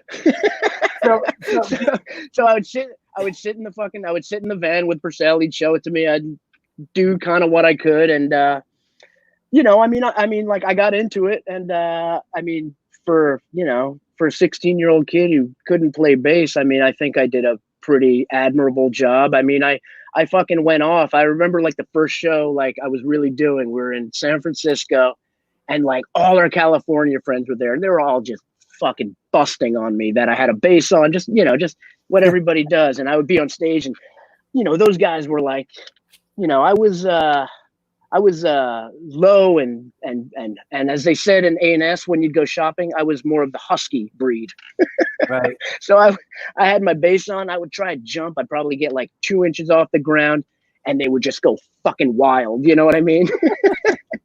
So I mean, I was having a great time. It was not a lot of pressure. It was like doing like something different, and it actually kind of turned me on to like playing bass, and I kind of got into it. But no, it was wild. It was from California back to just back across the country. That's awesome. And it was fun, man. And Sam and I have been friends for a really long time. And I mean, that summer it was like I was 16, he was 15, and it was like all of a sudden it's like, and we'd always had this like drumming kind of, friends, but also like we've been drummers together. So we never actually played together. So it was like fun. I'd look back, I'd be on bass and he'd be playing drums, and just be like, like, fuck it. I never knew that. I mean, I never knew that you played, that's really cool. And also, you were in the original lineup of Judge, right? Like, yeah, sort of. I mean, Judge started out as Mike's deal with Purcell. And then they played one show with, they wanted to be a band. They got Drew from Bold, Into Another, Bold. Yeah. Right. So Drew played drums and Jimmy Yu played bass. Right. I don't think Drew could do it or whatever. And I just remember I think they played one show, and I just asked Purcell and those guys like, "Hey, I'm totally down to like do this. This would be great." So I think for probably from like the beginning of maybe 88 or right around then, for maybe like 6 months or so, we played. Like the lineup was Mike, Purcell, myself, and Jimmy. Right. And then I think about, I don't know, we did like Connecticut shows, maybe a New York show, got out to like Cleveland, Buffalo, like traveled around a little bit. And then Sam joined. That was I think the middle of 88. So much happened during a couple of those years that it all just kind of like, there's a lot of moving parts. Yeah, exactly. Chicken and the egg. I don't know what came first. Let's take some questions. Anybody out there has some questions, post them up. Let's do some questions and kick it with Lukie Luke. The first one here. Right. First one is from John Lumby Lombardi. Hey, Luke, I hope all is good. Did you write trust slips through your hands for Civ Set Your Goals? What's up with that sound clip shouting you out on the record? Sick song. Awesome song. Had nothing to do with it. No, I think the clip is from Jules from Side by Side on one of his raps talking about I'd written like a song for Side by Side, so I think it was like that, and then just put on the record. So no, great song though, and we just actually we were actually just playing. GB was just playing it in Europe. We were going through Civ songs, and so we played a few, and what a awesome song. Here's one from our boy Lenny from Crazy Eddie. Arthur Simlos once told me a story. I guess you and a bunch of the guys were crashing at Civ's parents' place. Civ's dad came in, saw you, and said something to the effect of, "I don't know what that is, but get it up, feed it, and get it out of here." Any truth to that story? I love this is like a 30-year-long game of telephone. Yes, there's right? a lot of truth to that story. So I think the full spectrum of that story was, I remember being at the Anthrax. I remember being up front. I remember, this is how I remember it in my head. This is how and that's what counts. And that's what counts. This is what counts. So I remember Bold was playing, and I remember hearing doodle-doodle-doodle-doodle-doodle-doodle-doodle. And then I remember waking up in the dressing room with Armand and I think Pete with ice on my head because someone had I just got knocked out. Someone had dove off stage, knocked me out, right? I woke up in the back. After that show, for whatever reason, I go back to Civ's house to sleep at his house, and I've got some and I've got X's on my hands, so I'm sleeping when I rub them all over my face. I probably got a big fucking lump on my head. I'm sleeping in my fucking tighty whities in his den. His dad, his dad walks in, sees me in there, and this story really, you gotta know Civ's dad, and so he just walks into Civ's room and goes, "Civ, what is in the den?" And Civ goes, "It's not a what, Dad. It's a Luke. He's our drummer." He goes, "I don't care what it is. Feed it." He goes, "I don't care what it is. Get it up, feed it, and get it out." and the point that Civ always likes to hammer home is like, my dad's not an animal. He was gonna feed you first. That's great. That's great. So here's one from Elyse Chucky BX Perez. "Hey Luke, tell us a Ray B story. I mean, and let me rephrase it. And how was it hanging out with the Warzone one?" Well, let me rephrase that a little bit. Can you give us a little Ray B's take? What was it like working with Ray B's? Any fond Ray B's memory or anything? Oh yeah, man. I mean, only fond memories. You know what I mean? I think he was a pretty. I think he had a lot more fucking sides and dimensions to him than come across sort of after the fact. I mean, it's really, what a trip that he has been gone for as long as he has. You know what I mean? Yeah. At least because he's so at least in hardcore and stuff. I mean, he's incredibly present. You know what I mean? It's pretty amazing.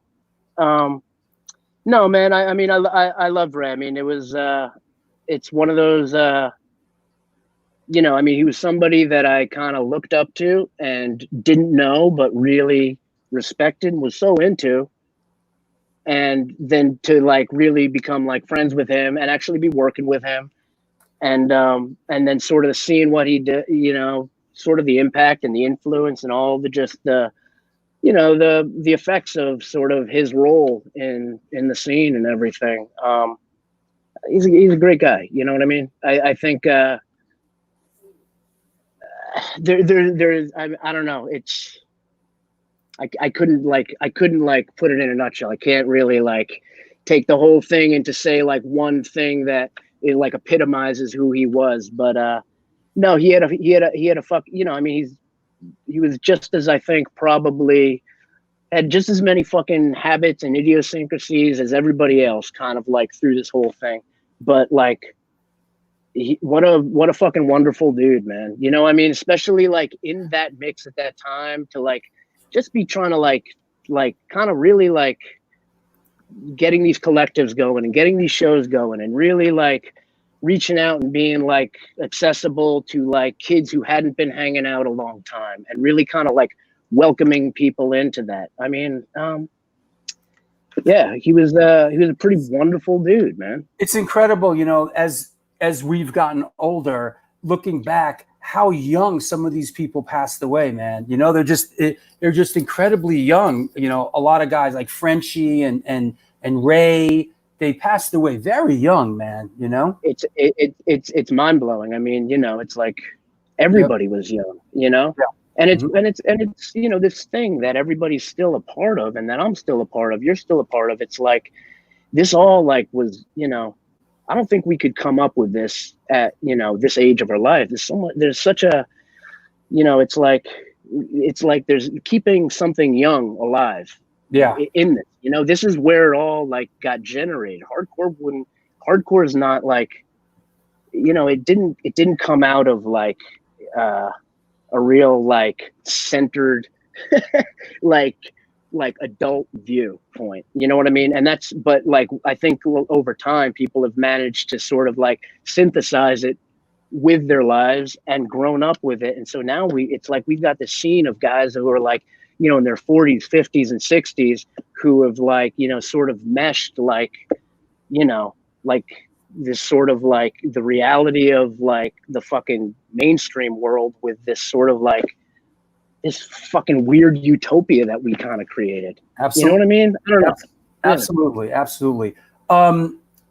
Another question. We'll take a quick break. We're starting to head down the home stretch. From Lynn's, how did you find the 89 UK European tour? You and Youth of Today ignited the UK straight edge scene that year. Yeah. Gorilla Biscuits was one of the first bands to get over there, right? You know, I guess so. I mean, Yeah, maybe you from were. New York. I You mean, were. I know a lot of the California bands were going over. No, you were one of the but, first New York hardcore bands to get over there, for sure. which kind of blows my mind. No, that was huge, man. That was fucking. It was so pivotal. There was so much. There was like you could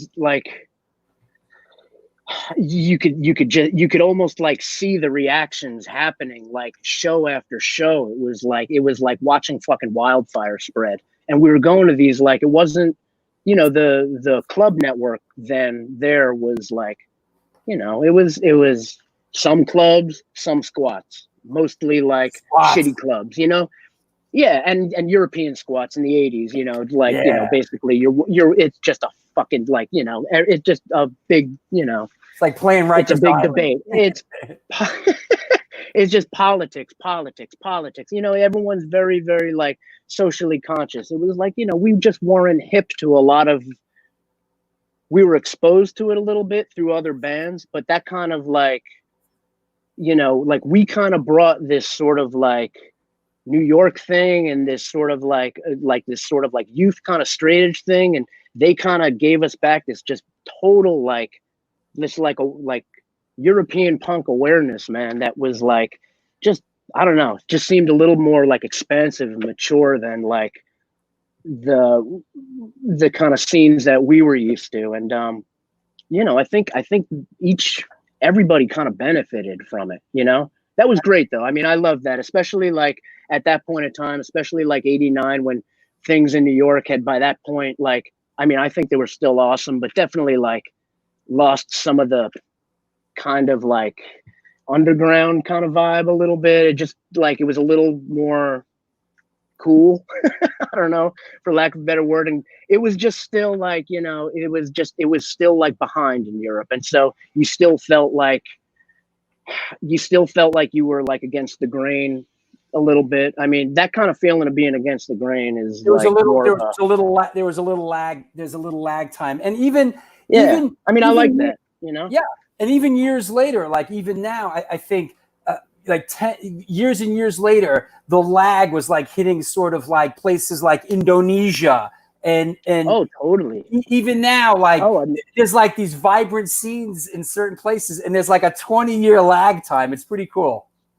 And it's amazing. And so the cool thing is, I mean, especially now when you go to these places, when you go to some of these smaller places and kids are really like, no, man, like we've had like 4 hardcore shows here ever. and it's like you're stepping back in time and you're getting to fucking like take part in this. Like it's like, not nostalgic reunion, but it's like this thing is still alive. You know what I mean? It's great. It really is. Here you go. I love when some of the lurkers chime in from 137 hours. I was born in a squat in Rotterdam, Holland, in the early '80s. My parents were crazy. Listen, dude, you've come to the right place, man. Welcome to the show. You're home, bro. Yeah, that's great. Hang with me 1 second.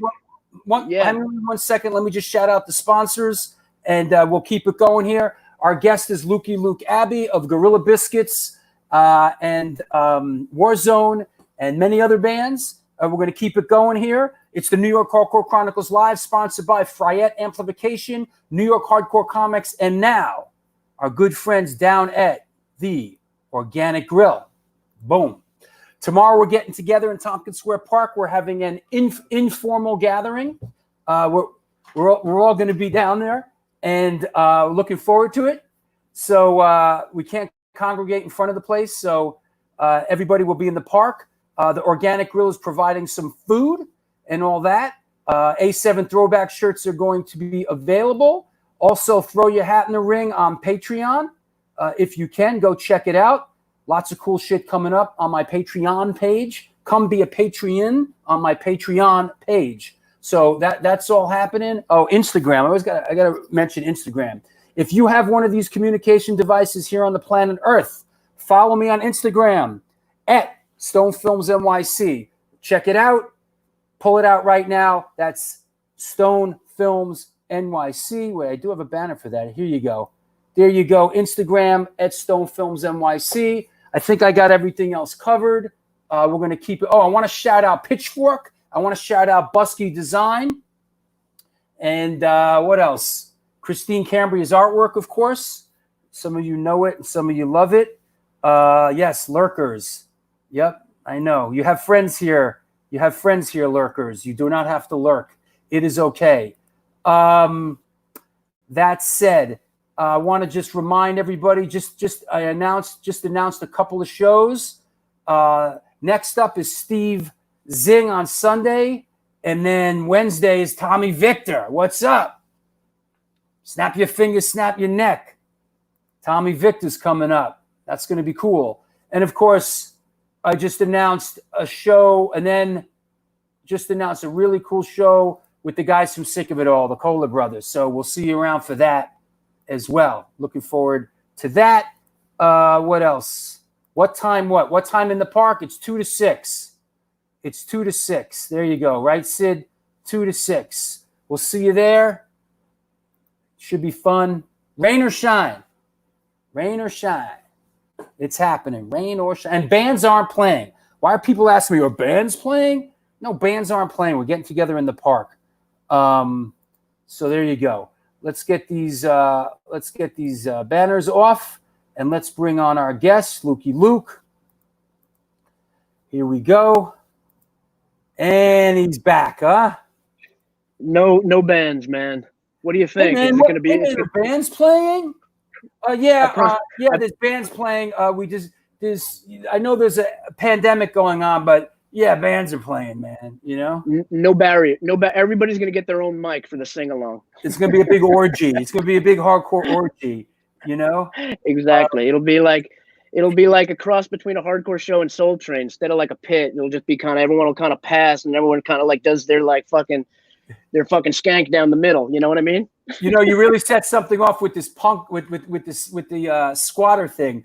German punk and squatter.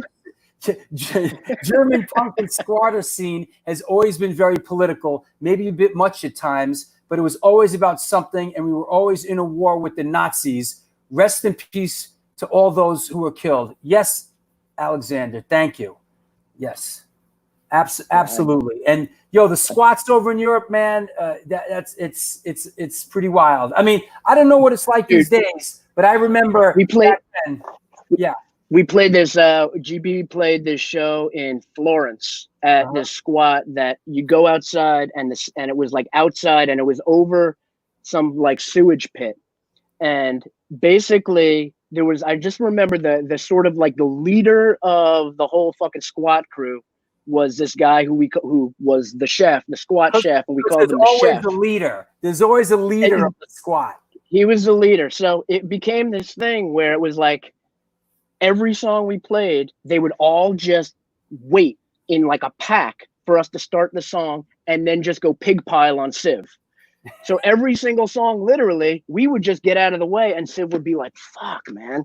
And so we'd be like 1, 2, 3, 4, and they would all just rush him and just pile on top of him. And that was their show. They thought like the Gorilla Biscuit show for them was like pig pile on Civ. And we just fucking like hung out playing like, you know, with a fucking open sewer pipe behind us. You know the place in Leipzig, Coney Island, where they throw the shredded.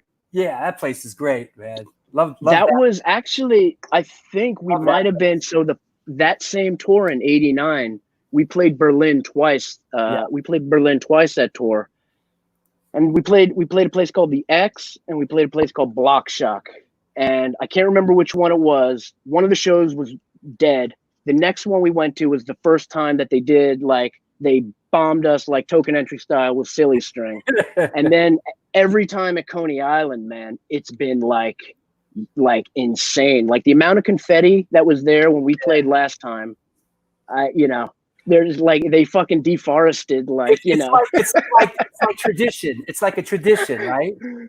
Exactly. But it just seems to be getting like more and more. I'm going to send you a picture from like after the show when we're done. It's like, you're fucking like knee deep in paper.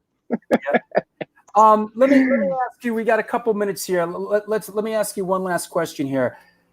You left Gorilla Biscuits in 91, was it? And what did you do after that? I know you were sort of out of the mix for a couple years. Walk us through that a little bit. Yeah, so I guess I finished high school in '89. I did a couple of tours with Gorilla Biscuits then. Sort of somewhere in that time, a buddy of mine, like, this is kind of what happened. A buddy of mine took me skiing, and it was like the fucking second coming of hardcore for me. Like, it was like nothing else had hit me. Like, holy shit, that's all I want to do. You know what I mean? So I kept playing for like a year through GB, but I was I wanted, like, it was, everything had been New York up until that point. And then from going on tour and getting into skiing and just kind of like traveling and being out in the mountains and seeing all that stuff, I just kind of felt like drawn to that big time. And so I wasn't really keeping up with the band throughout like that last year. It was just like everything was like how I can get away and kind of just taking things for granted. The band was getting bigger. Those dudes wanted to do stuff. So at the end of 1990, I was like, look, I'm going to Colorado for the winter. And those guys were like, that's fine. We're getting another drummer. And so that was a bummer. I should have seen it coming, but that's what happened. I wasn't in it.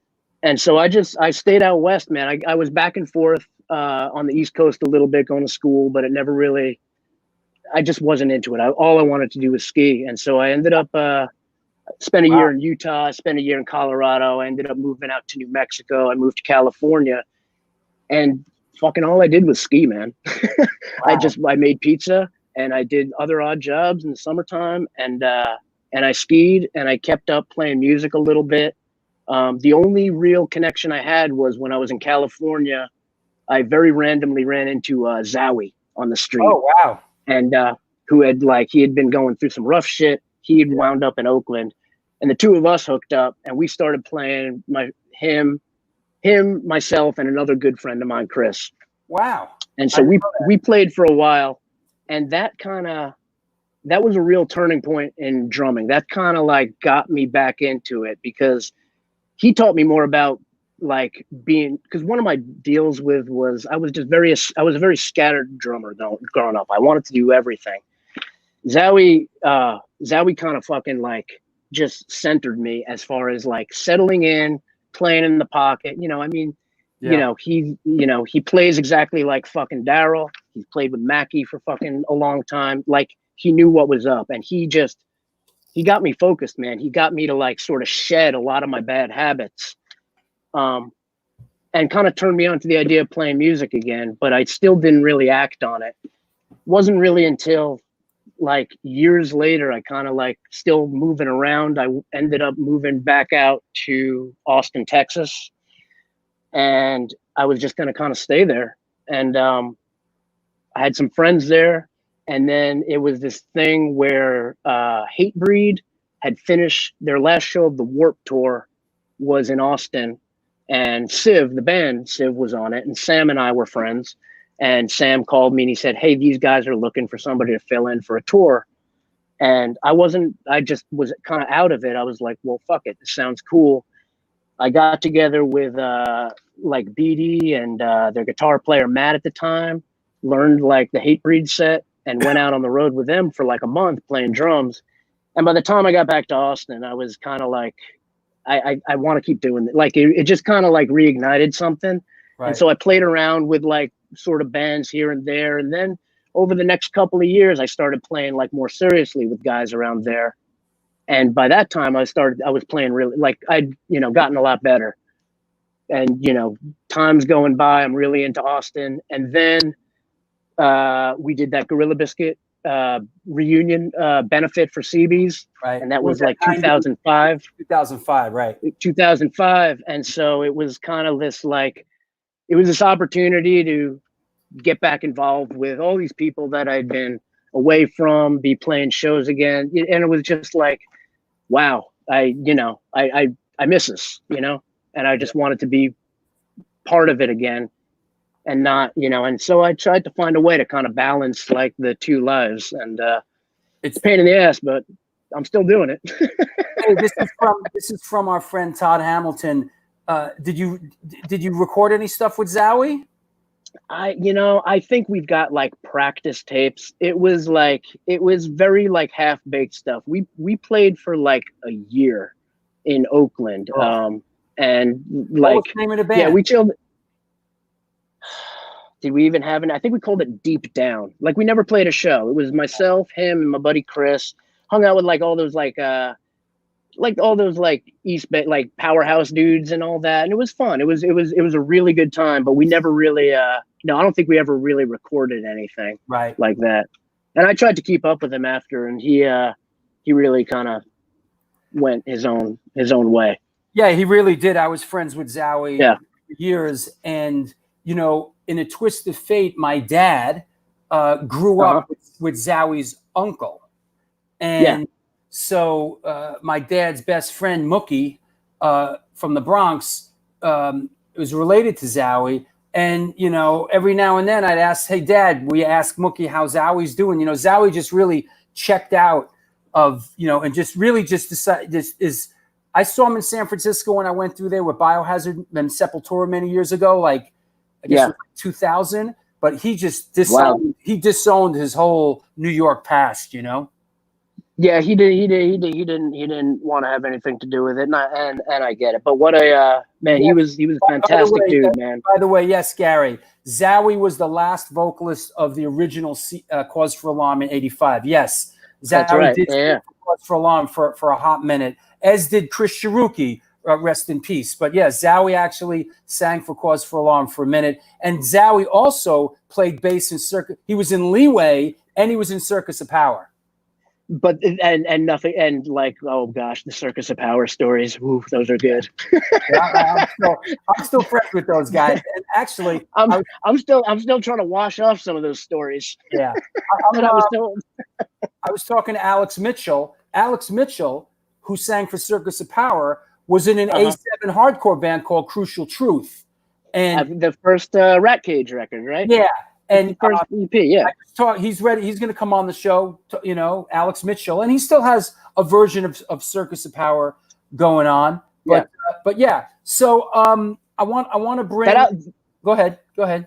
No, just saying when that album came out, what was it? Call of the Wild, whatever. The album that was like that hit with them.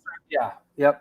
Yeah, that was they hit it hard then, man. That was great. I love Circus of Power. Bob Riley loves Circus of Power too. I know you're out there, Bob. you know, I'm still friends with Ricky Mahler and Gary Sunshine and Alex. You know, they're friends of mine. And yo, I love all that Circus of Power stuff. The first record, the second record, Totally. Vices. I love the third record they did. Yeah, I'm just like a Circus of Power fan. I'm a fan. I love that band. And real quick, another band that was sort of the LA, the West Coast version of Circus of Power was Junkyard, which Brian Baker. Totally. Yeah, Brian Totally. Baker from Minor Threat was in that, and the guy from the. You know what? Go ahead. You know what Circus of Power did that we didn't do? Circus of Power, remember they played on Morton Downey Jr. and fucking. I remember Bees told me Warzone got asked to play on fucking Morton Downey Jr. We were gonna do it, and oh man, talk about things I wish we had done. Oh man, that's a little bit of great history. Is there anybody? We're going to bring on Rap Bones and Steven and sort of say our goodbyes. Is there anybody you want to shout out or anybody you want to acknowledge or thank? Oh man, well, you dude for fucking keeping all this shit going and connecting everybody, and yeah, dude, I just it was weird. It was like coming off of that like Persistence tour, like just jumping back into this giant like hardcore family again, and then kind of having everything shut down. So yeah, dude, just shout out to like everybody, dude, the whole fucking cool hardcore scene of guys, man, and girls that like have kind of, you know, shaped me and made me awesome and completely fucked me up. There you go, man. Well, listen, I want to thank you for coming like on. family, right? Like family. La Familia. I want to thank you for coming on the show. I was really really looking forward. I appreciate it. Let's bring on Rap Bones. What's up, brother? And Steven, let me get I love it. Off. Rap Bones, you got anything for Lukie Luke? Yo, I just want to say Lukie Luke was really good hearing you speak.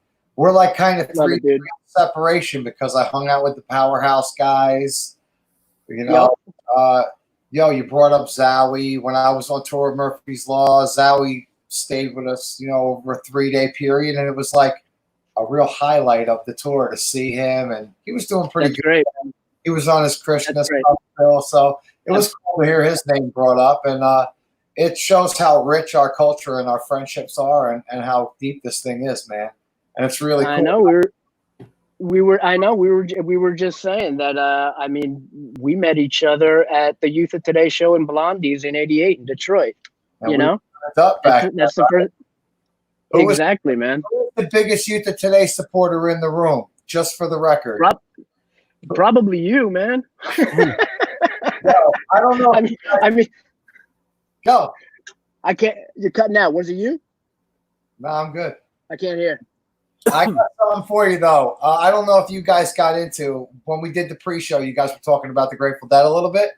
Oh boy. Yeah. Hook it up. Bad boy. There you go.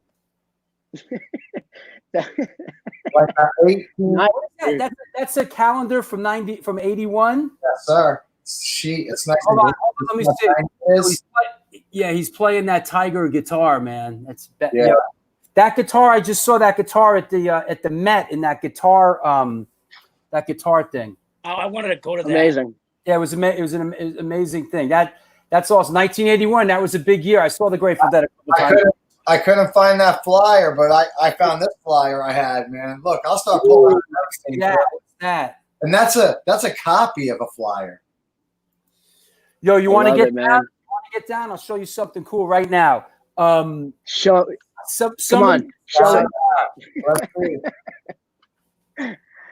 I love it, man.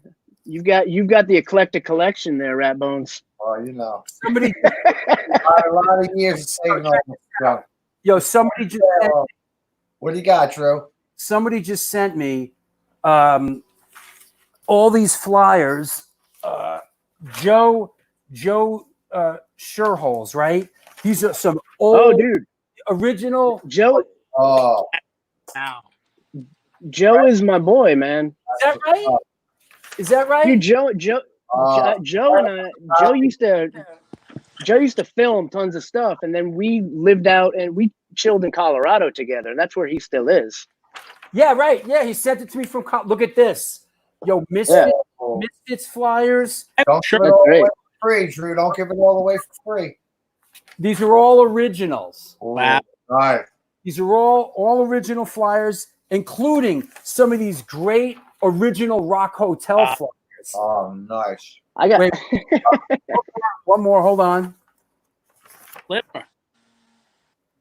Great, nice. great shit, right? Any other bangers in here? Hold on. Here you go. Warzone at the Pyramid, right? There you go. There's a good one. It's Yeah. Sarah Rubin's brother did that. Yep. Here you go. Sick of it all in Prague at CBGB's. How cool is that? Yeah, he sent me a whole bunch of stuff that I'm scanning for this book that I'm doing. And That's great. Yeah. Joe is he's like a master chainsaw artist. Have you seen what he does? Yeah, I checked it out a little bit. Yeah. Yeah. Those were the best, man. I love all the old long CB strips. You know what I mean? Yeah. There's a whole. Those were the best. The little like playbill kind of. Yeah, those were the best, man. Shit. I think I used to take them and I'd get one and then I'd cut out all the hardcore shows and then just make it so it was like just a list of hardcore shows. Look at this one here. Look at this show. Underdog, Sick of It All, and Iceman Wolfpack. Sick, right? It sounds like clobbering time, bro. It's clobbering time. You know? I was gonna say. I got a real question for Luke now. Yeah. Go ahead. Man. Luke, I got a real question for you. I saw some good photos of the last tour that you guys were embarking on before all this started with the AF Gorilla Biscuits tour you guys were doing. And fantastic. You know, I think it'd be pretty fair to say like hardcore now has become what 80s metal was. We're like at that pinnacle, like your backdrops look solid. You're like going on this world epic tour. Do you think that really influences, like, you guys still play with that same passion, or is it more like, you know? Nah, dude, I like. I think. I mean, the two things I can speak to on that are that like there may be a lot of lights, man, and there may be like and backdrops, but that's not a fucking metal show, man. That's a hardcore show. You know what I mean? It's like we're not up there. We're doing something real. We're like, you know, I mean, I know all those other guys I play with, and I can speak for myself.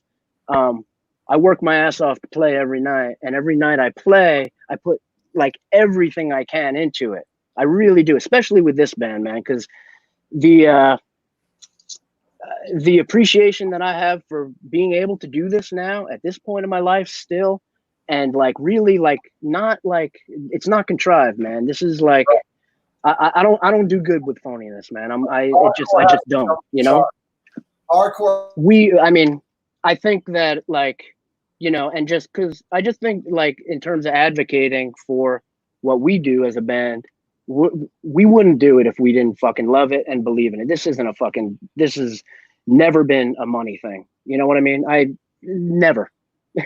You know what I mean? Everybody's got to make money, but my fucking God, man.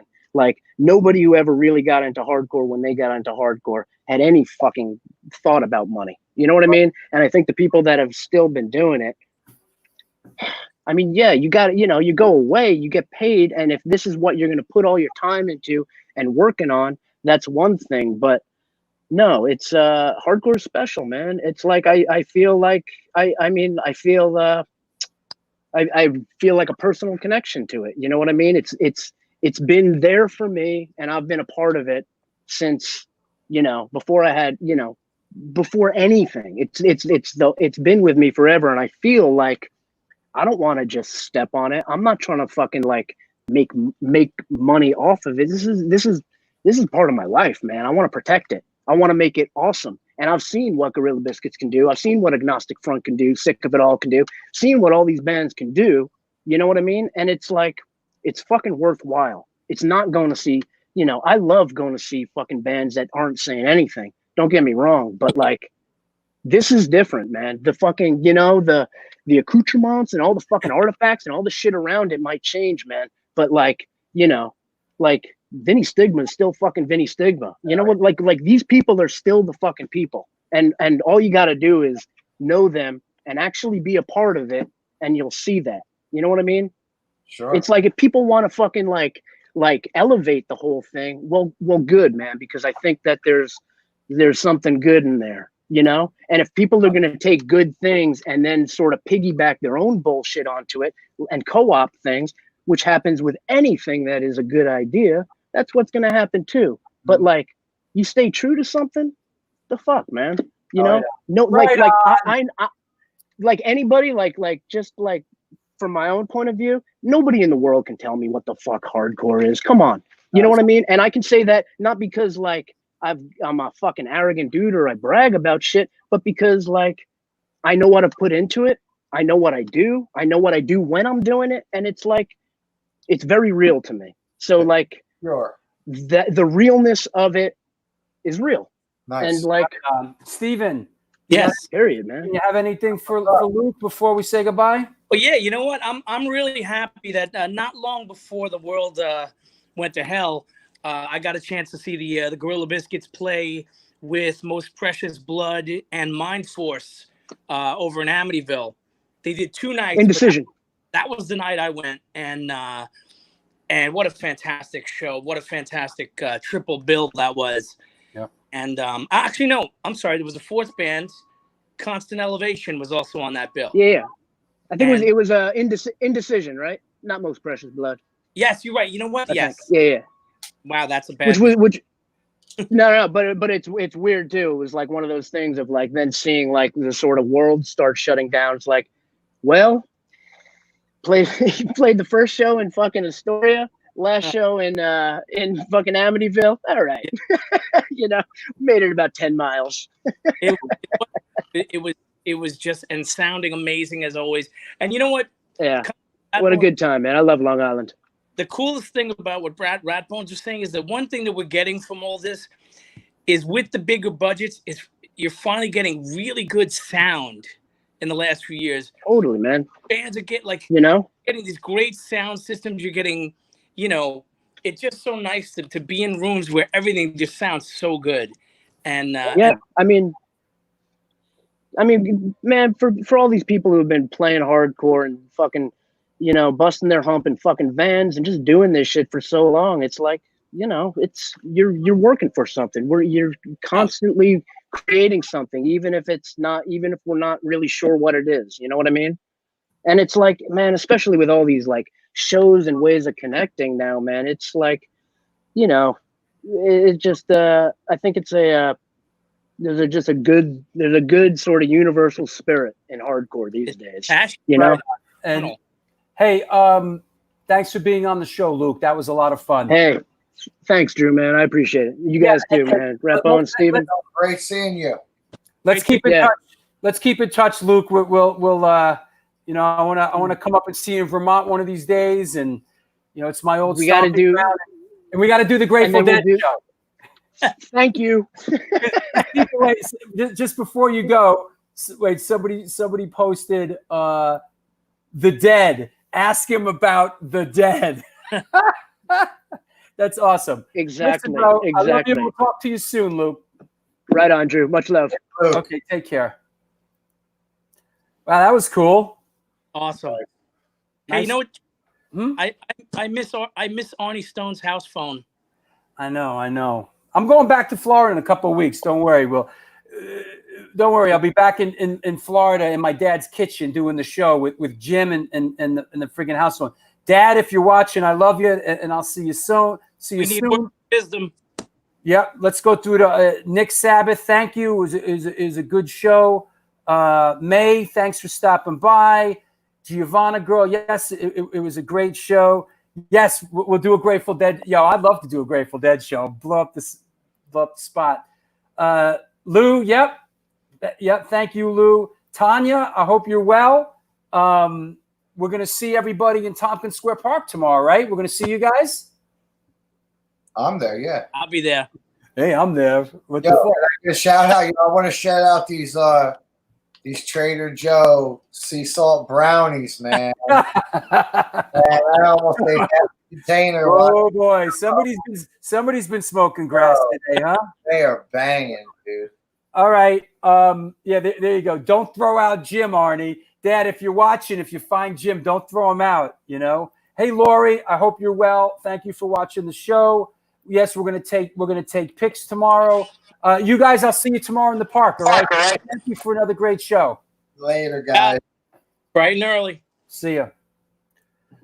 Well, there you go. That was a really another really fun show. It's nice to be doing the show back here in the command center in New York City. It's really it's good. It's good for me. It's good for the show. Thank you again. Oh, we're gonna get into the Grateful Dead. Why? Listen, believe me. You know what? If we're doing a Grateful Dead, if we're doing product placement, yeah, there you go. It's all about product. I might change a few things out. I was thinking if we do a Grateful Dead show, I'm going to reach out to Bill Kreutzmann's son, Justin Kreutzmann, who's a filmmaker. Listen, we'll see everybody tomorrow. Not everybody, but whoever's going to be in the park tomorrow, rain or shine, be there at from 2 to 6. Organic Grill is providing some food. The Organic Grill is providing some food. So we're looking forward to that. Let me see if there's any last goodbyes here. No, we're good. Thank you, everybody. We'll see you on Sunday with Steve Zing. Do good things, and good things will come to you.